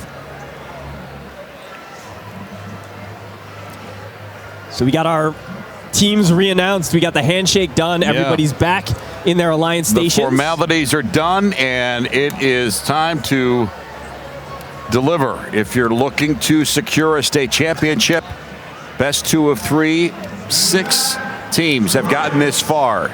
2 alliances, and we are right on the cusp of crowning a new champion. This is the first of the 3 championship matches. All right, Robo, 35-38, stuck on some balls. They crossed the midline. Oh, but contact, 36-68. That should be a penalty. You can't have contact on that side of the field. We'll see if we get an infraction there. Red Alliance jumping all over it early. Wow, what an auspicious start for the Blue Alliance. Now, 2 machines are, okay, now they're back on. Yeah, monster score from Red as expected. We'll see. Maybe there wasn't a penalty. I think you can't make contact regardless of who initiates contact. 35-38 getting held up a little bit was a problem. And we see 71-97 really trying to counter feed here. They're picking up balls and firing them out. And this is part of that zone defense. If you're playing zone defense, you have a little bit more time to do this. They don't have to worry about where their target is on the field. We'll see now. You got to be ready. 3 seconds and Red starts shooting. So they're sticking on 27, but 27 going to the corner where they're a little bit protected. Switching over to 71 or 7769. There were misses there. It was pretty good defense, but a huge barrage of Red Alliance points. Wow. And this is where they're so, big hit on 7769. They missed half that hopper. But still up by over 200. Boy, there is still lots of work to do for the Blue Alliance. 36-68 has tipped up 35-38. They've tipped them up. They're underneath the robot. They're not able to let go. 54-60 is trying to free them. And I don't see any penalties being called here. But if 36-68 just doesn't move and 35-38 stays stuck on their robot, it's over. Blue cannot come back. This is like 100% defense right there. And it looks like they're going to be stuck for the rest of the match. Hung out to dry for sure. 45 seconds left, and this is still a huge lead for the Red Alliance. So there's definitely going to be a challenge here at the end of this match. This could be interpreted as a pin. This could be interpreted as outside of the bumper contact. So what we're seeing here could lead to a yellow card. It's not impossible that a yellow card gets called here. I am certain the Blue Alliance is going to be asking that question after this match. But right now, I didn't even see a regular penalty called. Only 12 seconds left, and there is just really no doubt about where this decision will go in favor of the Red Alliance. Yeah, 71-97, being smart, they're coming back and they're trying to score. Look, defense can't get you can't close a gap, right? You can't catch up by playing defense. Points at some point. They came back and tried to score points, but it was never going to be close with 35-38 trapped on the defensive robot of 36-68. Real quick, let's get downstairs and hear from Kaylee.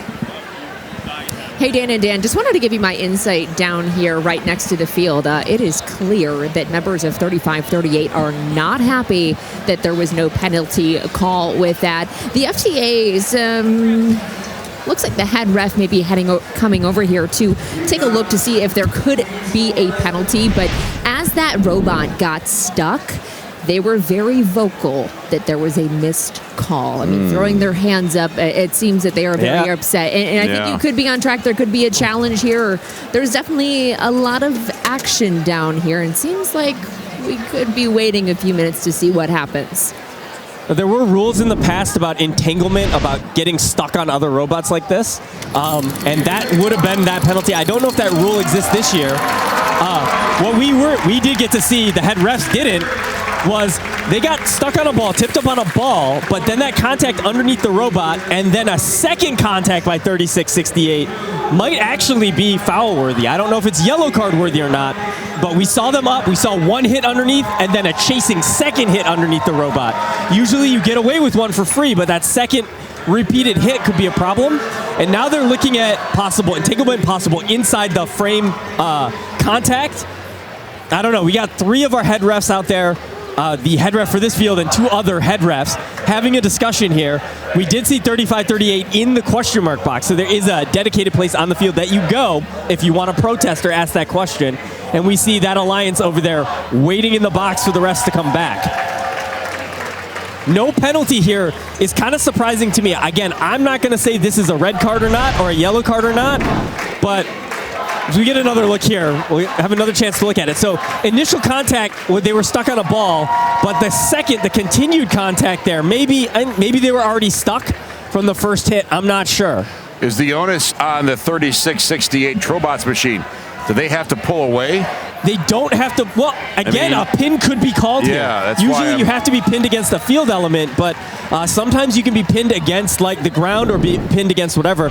It does look like they were stuck, and it was 35-38's roller was stuck on the top of 36-68's hopper. That might play into it. A lot of times, the benefit of the doubt, and there was a rule update this year as well, that if you are the defensive robot, if you're in the other alliance's zone, you sort of, the onus is on you to not cause penalties. I don't know if that's going to play in here. I mean, we see some of the 35-38 robots coming up to take a look and see what's going on. Is it kind of like in basketball, the an offensive charge versus a defensive play? I mean, it's kind of like, hey, I was just standing still, and that guy ran into me. I was not initiating the contact. So that's exactly, and the metaphor goes further in that I feel like in basketball, right, if it's close, usually the offensive player gets the benefit of the doubt, right? Right. And the same thing kind of happens here, is if it gets close, the defensive robot is probably the one that's going to get called. But, again, they have to see something that was a rule. We see plenty of people here having that discussion with our head ref to find out if there's anything that can be called. Again, I'm not sure this is a yellow card. I'm not even sure if this was a penalty looking at it the third time. And we have the benefit of that replay. Our head ref is not allowed to look at video replay. Downstairs we go to Kaylee Marentet with a member of the Red Alliance. Dan and Dan, I want to talk about that penalty first, too, a possible penalty. The word is down here that I'm hearing is that they were impeding on each other. You know, the Red Alliance was over in the Blues field, and it seems like if there is a penalty, it's actually not related to the bots stuck on each other. But I do want to talk to Dom here with the Red Alliance. Great score for you guys to win. obviously some things happening on the field. What has to be your mentality to get through something like that, like a bot stuck? Yeah, so our mentality is just go in, score a lot of points, stay out of our teammates' way, keep all the lanes clear, keep the bumps and trenches clear, look for wherever the most fuel is. My kind of role is to look for fuel and help with the countdowns. So if our drive coach is over helping another team or is at a different part of the driver station, I go over and help keep the count, make sure our driver knows when the shift ends or how much time he has left. I also help point out where big bunches of fuel are, because they tend to bunch up around our hub or their hub. So I can take a look at the field, just get a little different perspective from where our driver's standing, just help him gather those game pieces a little bit better. Is your team going to have a different strategy for match 2 versus match 1? Well, I think our strategy has been working so far. Our main strategy is go in there, score points, win the match. So we're keeping it very simple. Yep. Yeah, we like to keep it simple, and if we overcomplicate it, we see that it tends to be a lot more confusing. So we just like to go with the flow, keep it chill, and just go from there. Good luck in match 2, Dom. Dan and Dan, we're going to see what's happening on the field ahead of match 2. All right, let's break down our scoring here. Here's the numbers. Again, there's really no numbers that made this any more competitive. I mean, we knew how this was going to go. Yeah. Looks like there was 15 penalty points called against Red, but might not have even been related to that incident. 293 again. It was never going to be a high score for Blue with 35-38 trapped the entire match. That's a trade-off that you take if you're DTE every time. But interestingly, only 635 points again. That was a kind of a 2v2 match there. And there's our score over time. That gap started big and just kept getting bigger for the Red Alliance. Yep. I mean, again, it was 2 scores to 1. They won auto mode quite handily. We saw initial issues in auto mode. That, I think, is where the penalty came from. Again, we had one of the robots, 3668, cross the midline. If you cross the midline in auto mode, you can't have any contact with an opposing robot. They hit 35-38. So that, I think, led to the 15-point major penalty. So no penalties then later in the match for that entanglement for being tied up together. And then 35-38, basically right into shift 1, into transition, was stuck. So 2 robots scoring for Red, 1 robot scoring for Blue. We see those lines spread apart. Let's go downstairs and reconnect with Kaylee. Dan, I have a question. Something that we have not seen so far is climbing. Why are no bots climbing? Yeah, we talked about this a little bit in our open, but essentially these robots are so good at scoring that, I mean, like if you look at the 27 robot, they can get to the middle of the field, load their hopper with out of 50, 60, 70, maybe even 80 balls, get back and shoot and score in less than 15 seconds, maybe even 10 seconds if stuff is in the right spot. Most of the teams to climb all the way up high enough to get 30 points for the climb are going to take 10 or more seconds. You can score 60 from fuel in the time it takes you to score 30 from climbing. Teams are choosing to just keep shooting the fuel. So a little bit of a numbers game. They've just decided there's more points to get by using the fuel cells and not climbing. Yeah, and we've seen a few robots. Actually, our alliances left here have not done this at all, but we have seen a few alliances throughout the year have a 10-point hang that they can do very, very fast. So they'll shoot their last hopper, and then in the last 2 or 3 seconds, go over and hang. Then you're getting 10 points. Maybe you could have picked up, 4 or 5 fuel from the ground and shot them in, but there is a small advantage there. Let's go down on the field, and we'll hand out some awards. So let's give the judges a huge round of applause for all their hard work.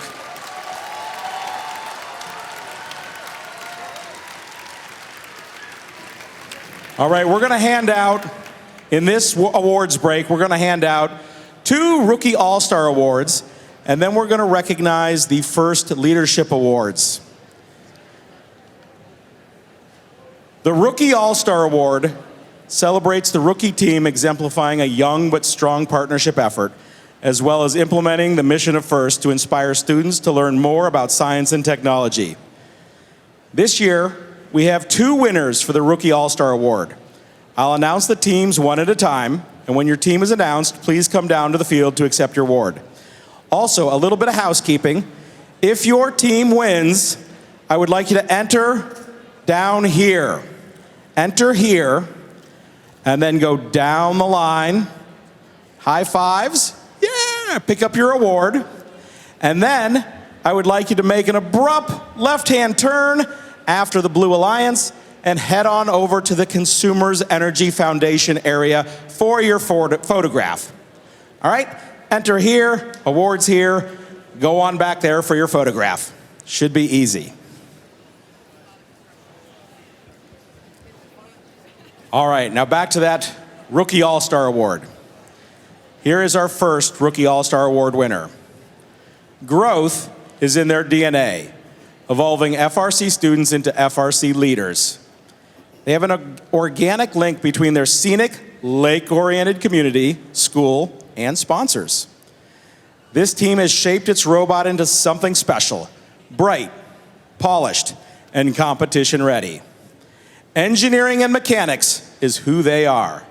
Congratulations to Team 11-387, Gleam, the team from Grass Lake.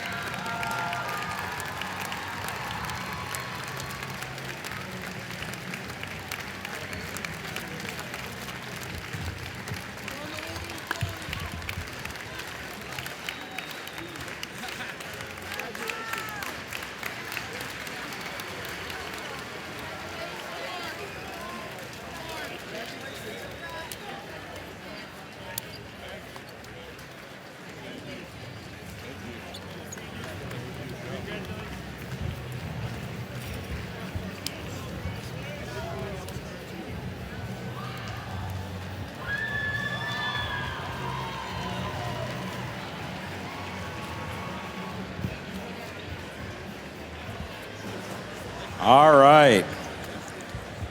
For Rookie All-Star Award winner number 2, continuous improvement is the name of the game.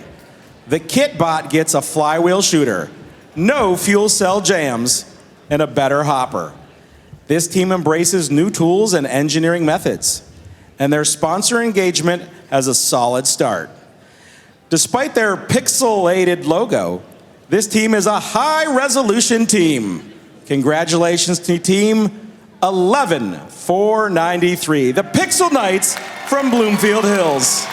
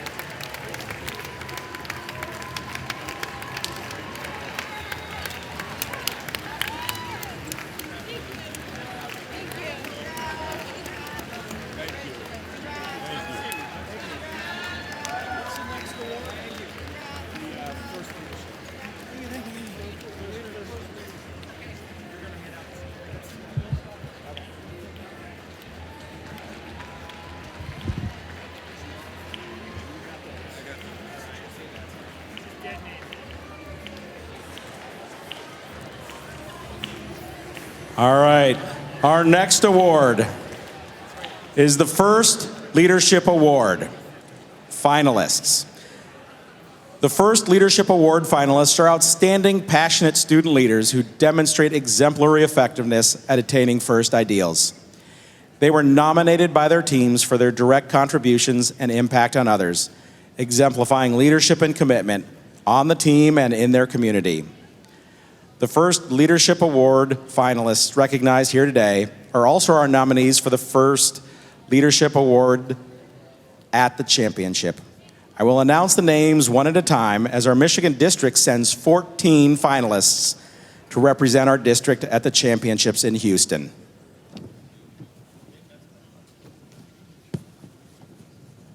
Congratulations to Sawyer B. from 27.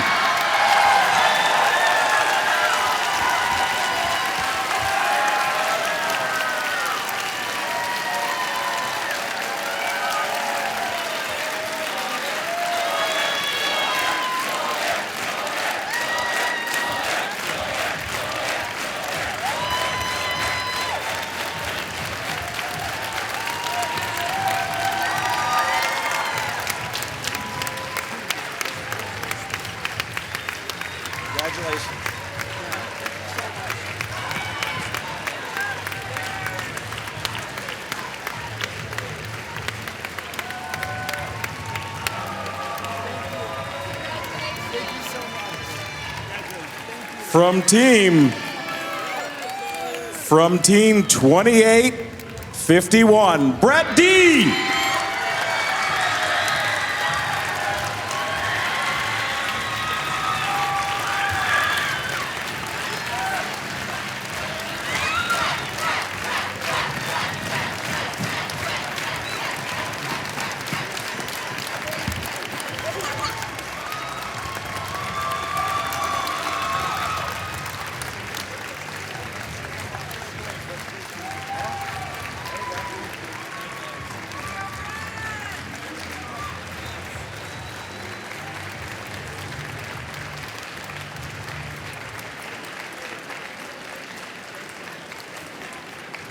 From team 6753, Julia F.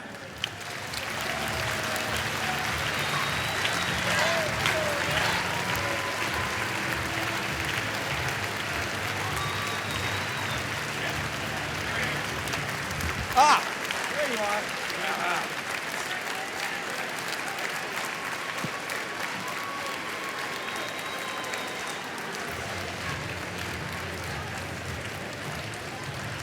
Our next finalist, Varun G. from 548.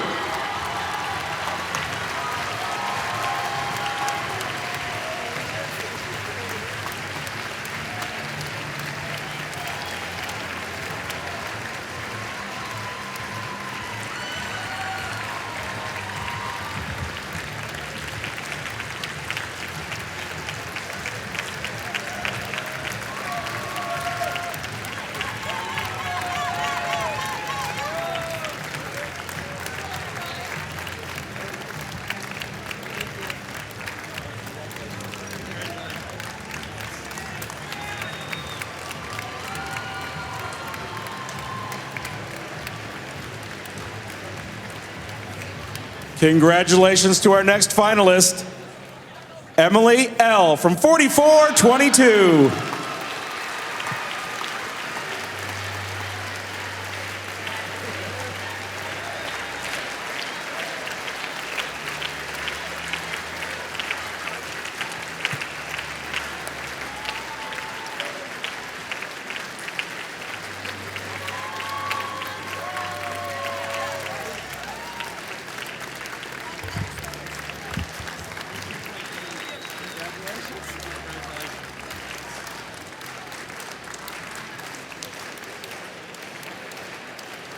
Congratulations to our next finalist, Vishrab M. from 503.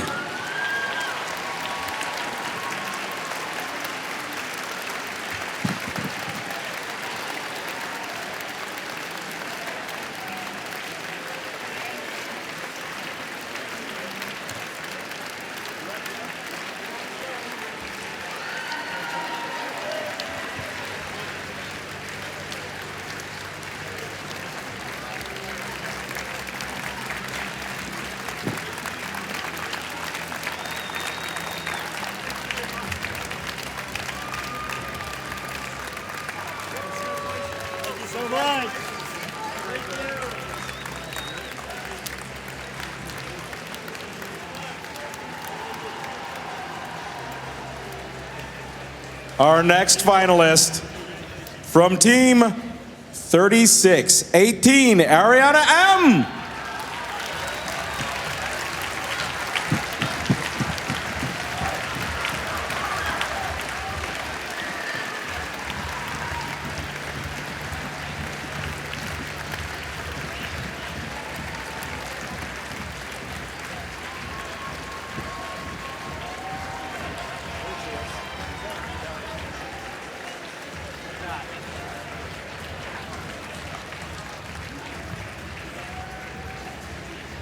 All right, I'm going to just do a real quick check. Ariana M, 3618, are you headed this way? Oh, she's coming? All right, good. Oh.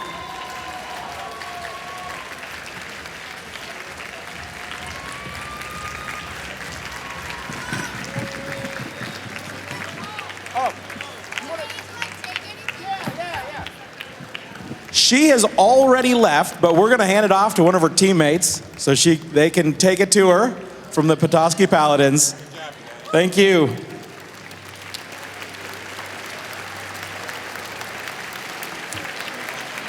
Congratulations to our next finalist, Samantha M. from 3604.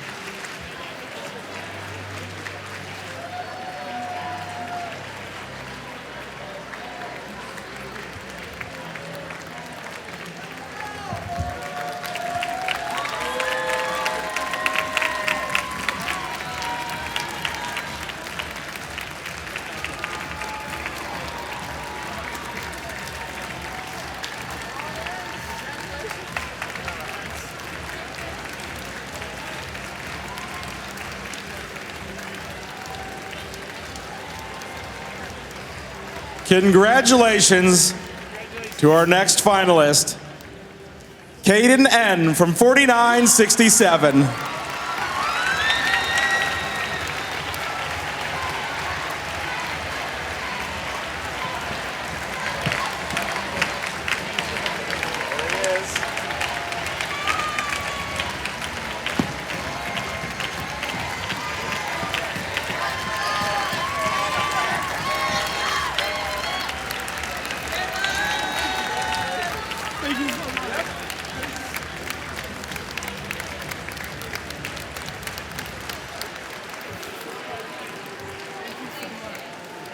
Our next finalist from team 4810, Logan P.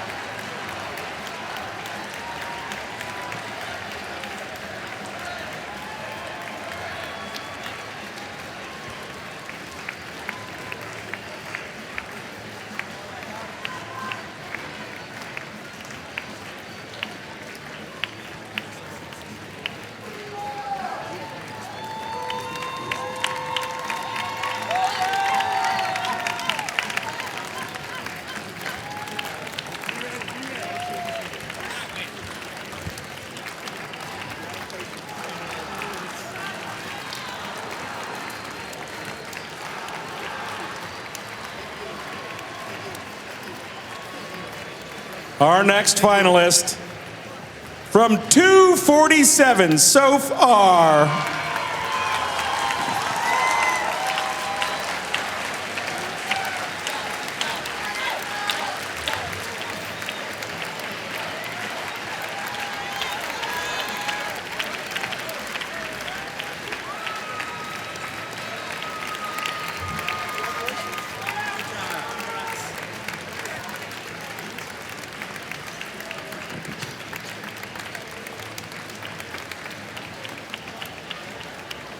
From Team 9312, say an S.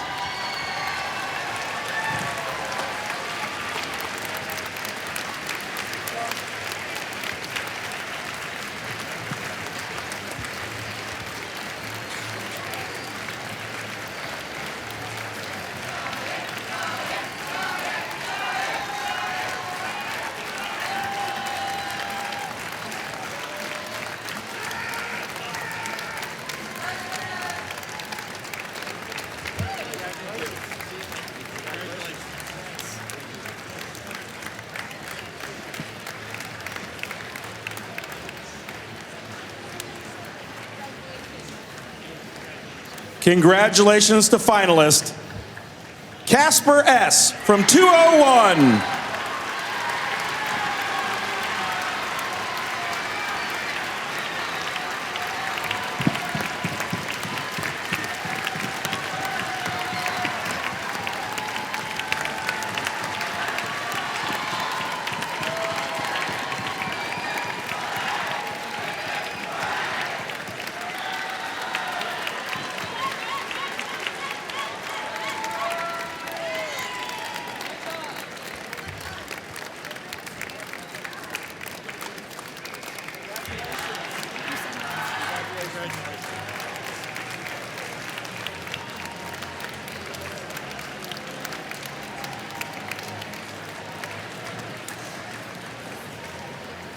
And now, our final finalist, moving on to the World Championship. Please congratulate Ariel Y. from 245.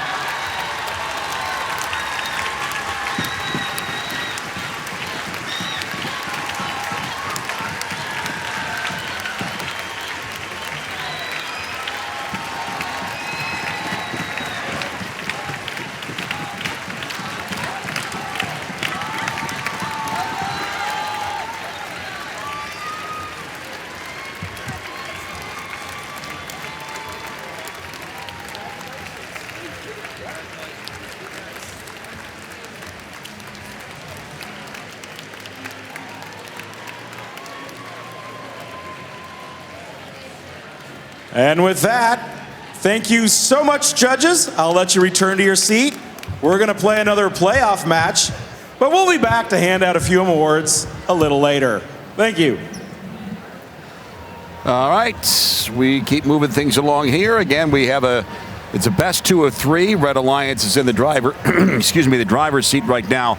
Let's get some clarification on the entanglement from the last match right now. Kaylee Marentet downstairs with some insight. Lori is joining us to talk a little bit more about what happened in that last match. Lori, I'm standing right here, and when those bots entangled with each other, some of the teams were upset that there wasn't a call on that. Talk about what kind of happened in that last match. Okay, so there are specific rules that we deal with when we're looking at interactions between robots. Did it happen in the Alliance zone, which was right here by the driver stations? Did we see any type of damage that might have happened between that robot interaction? And especially because they got entangled. So there's like 3 rules that we looked at, to decide whether or not we would call a penalty. And because we didn't, myself and the referee across from me didn't see any damage that happened with that, it was just that one robot got entangled with another. We didn't feel that it was done intentionally. So in order to call a penalty, we had to figure out if they did it on purpose. Was it a reckless entanglement?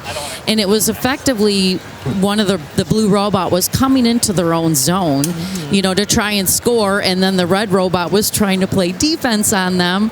And they got, one came under the other one. They impeded each other. Exactly, yes. Exactly. So that was what we felt. It was just a normal type of play, a normal action. A defensive action. So we didn't feel it was reckless or intent. And that's why we couldn't call, or that's why we didn't call a foul, major penalty or a yellow card in that situation. There was a little bit of chatter of a collision that had happened earlier, and nothing came about of that either. Yep, and it was it bumper to bumper contact? Was it, was damage done? And if we don't see damage or if damage wasn't done, then there is no call.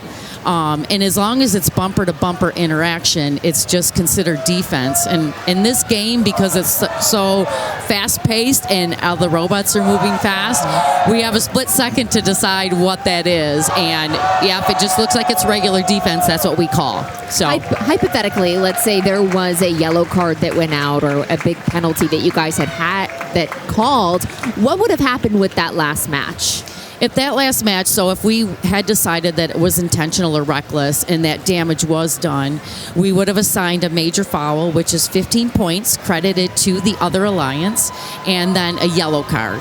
And what happens with a yellow card is if that team that carries the yellow card does something else in a future match that constitutes another yellow card, that would become a red card, and that alliance would get 0 points for that match. So thank you so much for the insight. You're welcome. I appreciate it, Lori. Thank you so much, and good luck with this next match. Thank you very much. Dan and Dan. Okay, Dan, Lori Verbrugge explained that very well. How does that land with you? I am convinced. I think it makes sense. And we have the benefit. We saw the replay. We saw it a couple times earlier. I think the initial contact was okay. And then we actually see, if you watch very carefully here, it almost looks like 35-38 pulls forward there as the second hit happens. There's actually an argument to be made that it's 35-38 that drove into 36-68's robot. It was already airborne. And could have done some damage there. So, right. It looked like there was a second effort from 36-68 the first time we saw it. But the more I watch it, the more it looks like 35-38 was also trying to drive and push away. And kind of climbed up on top there. From that view, you can see it especially. It looks like they jumped forward in that second period. And then there was no damage. So this is really like, if you think that 36-68 did something egregious there to create this problem, then they could have gotten the penalty. I don't think I saw enough from the replays to make that call. I think they probably got that one right. Yeah, not an aggressive move that would have caused that. And it's sort of like your first hit, you always get the first hit. It's what you do after the first hit and you see stuff is wrong. And it looked like that second hit was not initiated by 36-68, and the entanglement happened almost instantly off the first hit. So I'm not sure there's anything else they could have done about that. And we'll reintroduce the teams. Again, it's a must-have for the Blue Alliance. The Red Alliance can finish it right now. And boy, the 635 to 293. I'm not. Where's the confidence level right now for Blue Alliance? You can almost throw that match out. Okay. I mean, we had the 35-38 stuck for an entire match. They really just have to get their emotions under check. They didn't get the penalty that they were hoping for. They're gonna have to just come back here now. It's basically match one. It's match one, except unfortunately you lost the first one. So they're going to have to play it like it's the first match. They didn't learn much from that last match because, again, who knows how many points they could have put up. Who knows what other things 35-38 was planning during that match. We didn't get to test anything, so we won't see any major changes to the strategy, but we will hopefully see all 6 robots working for 2 minutes this time. Yeah, play like you have to win because you do. Yeah. Is the Blue Alliance motto. Right. Yeah, so. And Red Alliance, they're not going to lay off the gas. No. It's green light, go. Same thing for them every time. Yeah. I mean, 27 and 7, 7, 6, 9 are just scoring so many points that their first move has to be, until you beat us, we're not changing anything. Yeah. So we get the reintroduction. A little bit of hyping up the crowd. Yeah. And we are good. 1, go! And we are off into autonomous. Yep. And again, 35-38, getting stuck on some of those balls. Coming over late, those balls are getting pushed next to the thing, and they did not load. They drove through all of those balls. They didn't pick any of them up. They picked up only a few. Wow. So either auto mode went wrong or there's something wrong with the robot. Keep an eye on 35-38 here. See if they're able to load cleanly. Yeah, it's working. So just an auto mode gaff, but big gap to make up again. Good hit there. 71-69, hit 7769. Put them off course. They missed a bunch of shots from that transition period.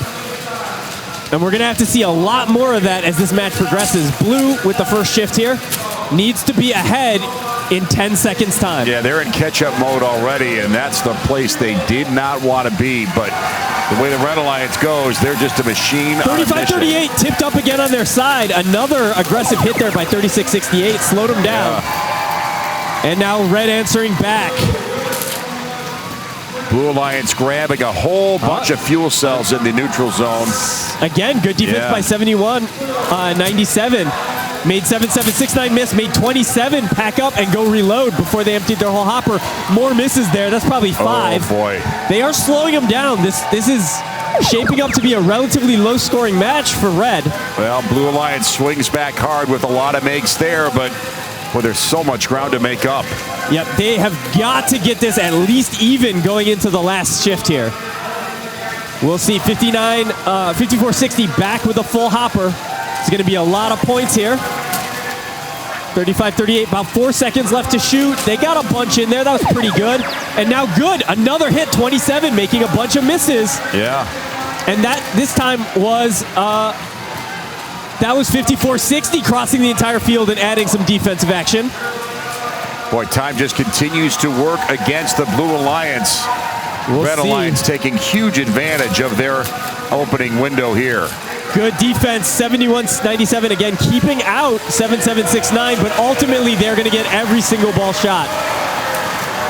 Oh, it is going to be too little, too late. The Blue Alliance firing, but in the final 30 seconds. Blue was loaded up. Yeah. 54-60's loaded up. Oh, a bunch of misses out of 27. They missed half that hopper, maybe a third of the hopper. But Blue now needs to get back. We need a full load somewhere. 54-60's got it, but 27 and 769 are answering. They're going to start closing the gap, but then it's going to widen back up. We got 100 points here. Wow. Red Alliance meeting the moment here.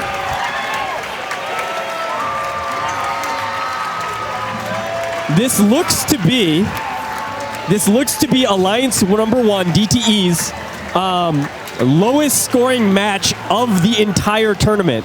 We saw great defense. We saw 54-60 crossing the field, stealing some balls, getting a good hit on, causing some misses. We saw 71-97 with a bunch of contact, forcing a lot of misses out of both 7-7-6-9 and 27. They brought the score down, but good defense on the other side from 36-68 and a great auto mode from 27 and 77-69. Looks to get them the victory by 100 and just about 115 points here. Well, it was do or die for the Blue Alliance, and you know, you really can't take away a lot from what they did. They're just kind of overmatched by a superior opponent. I mean, just looking at how close this one was, though, you know, we got it down close to about 100 points, 100 and, like we said, a little over 100, 115. The defense was working. I do wonder if this was the first match, and we didn't have that match where the robots got tangled together the whole time, if there are yet more adjustments that this Alliance from Aptiv could have made to even bring that scoring down a little bit more. It was a good defensive effort, but too much firepower on DTE. 2 wins for the Red Alliance, and they will crown themselves as champions. And there's a lot of happy folks down there. The Trobots, Team Rush, and the crew. Here's the barrage of Red Alliance fuel cells. And that, I mean, they shoot so many. The beginning of that hopper from 77-69, though, they got twisted a little. That was a hit. They missed the first quarter of that hopper. But then, you know, they emptied the rest. And 27 here, again, that big hit at the right time. Some misses, but too many makes.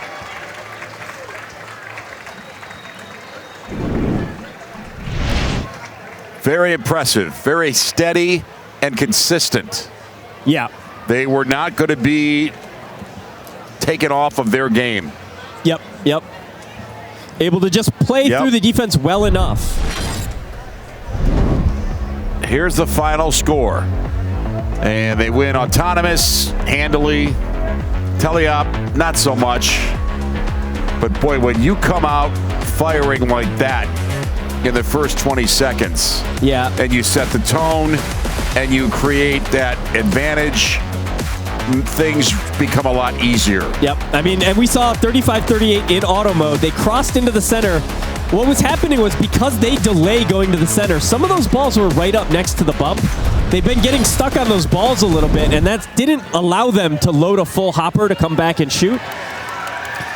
They could have scored more in auto. I don't think they would have won auto. And again, they still lost in Telliot, but could have been an even closer match. Time for a big picture. Happy picture. Yep. Everybody is all fired up. Boy, they started working on these machines in January. Kept working, improving, tweaking. And it all pays off today. Yep, and that's something you have to do. If you want to be one of these teams on the field for this match at the state championship, you can never stop iterating on your robot. You can never stop finding things to improve, things to practice, things to get better at.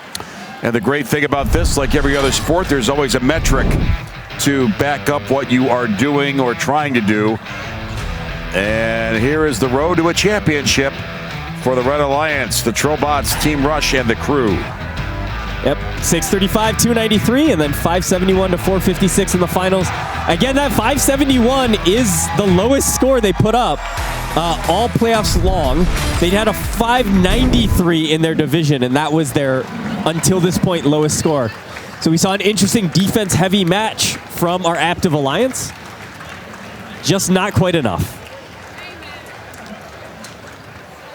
What a weekend to remember for the Red Alliance and score overtime. Again, that's impressive too. The Blue Alliance never really pushed on them too hard. Yeah, you can see going from shifts 1 and 2 into shifts 3 and 4, they closed the gap. Things were working, that defense was working, but some good defense, and then that end game, just having enough balls in their control for DTE, they were able to kind of widen the gap back up a little bit. It's so hard to come back from that big of an autonomous deficit. Yeah, you get the jump like that, and there is no looking back. And what a triumph. Let's go down with 3 winning members of this Red Alliance. Kaylee Marentet talking to them right now. 3 winners of the Red Alliance. Congratulations, guys. High scoring. I want to start with you, Amira. What did it take to win that match?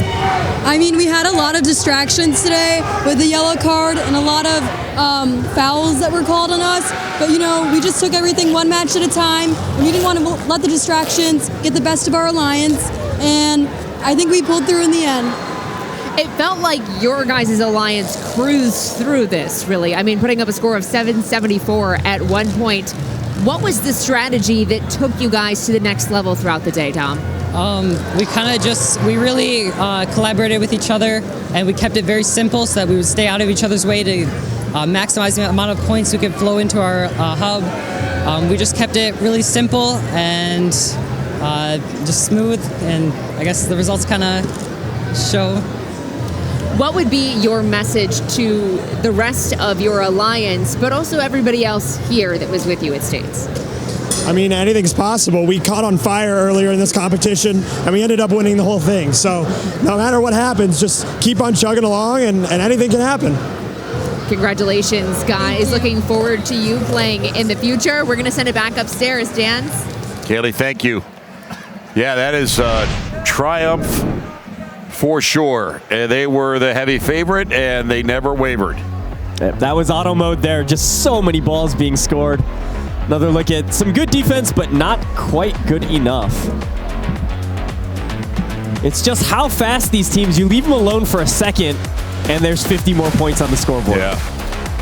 All 3 machines very much in sync, and the championship is very much to be celebrated. Great weekend here, Dan. You know, we talk every year about the importance of the growth of FIRST in Michigan. More teams are developing, more schools are committing more resources, and this has really blown up into something that gets better and better every year. Yeah, and it's super exciting, right? We're seeing some 7769 broke out a couple of years ago, relatively young team, making some deep runs at states. 7197, I think this is the first time they've been out here. Some of our other alliances, 6090 is like a powerhouse coming up. 8280, I think, is a team from Detroit, and this is their first time making it out here. So, yeah, I mean, we see the growth. We see a lot of new teams breaking through, and some pretty good competition here in Michigan. Kaylee Marentet, some thoughts on you from downstairs. Dan, it always leaves me wowed at the end of States Weekend from all the sponsors that are so dedicated to the creativity and camaraderie between these teams. You said Michigan does it the best, and I believe it to be true. I think at States and at Worlds, Michigan is a big standout here, and today did not disappoint. 774 on the board. I mean, that's tough to come by, right? Tremendous. What a great event we had for you today. We always love ending this robotics season here at Saginaw Valley State, and this has been a source of great fun and entertainment for us. For Kaylee Marentet, Dan Kimura, our great production crew here at Saginaw Valley State, we're going to put a wrap on First in Michigan Robotics. Our championship has been crowned. The Red Alliance with the Trobots, Team Rush, and the crew. Clarkston High School, Whitmore Lake High School, and Oakland Schools Technical Campus Southwest. A great weekend. We appreciate all of our corporate sponsors as well. We'll say so long from Saginaw Valley State University, and we'll see you next year for First in Michigan Robotics in 2027.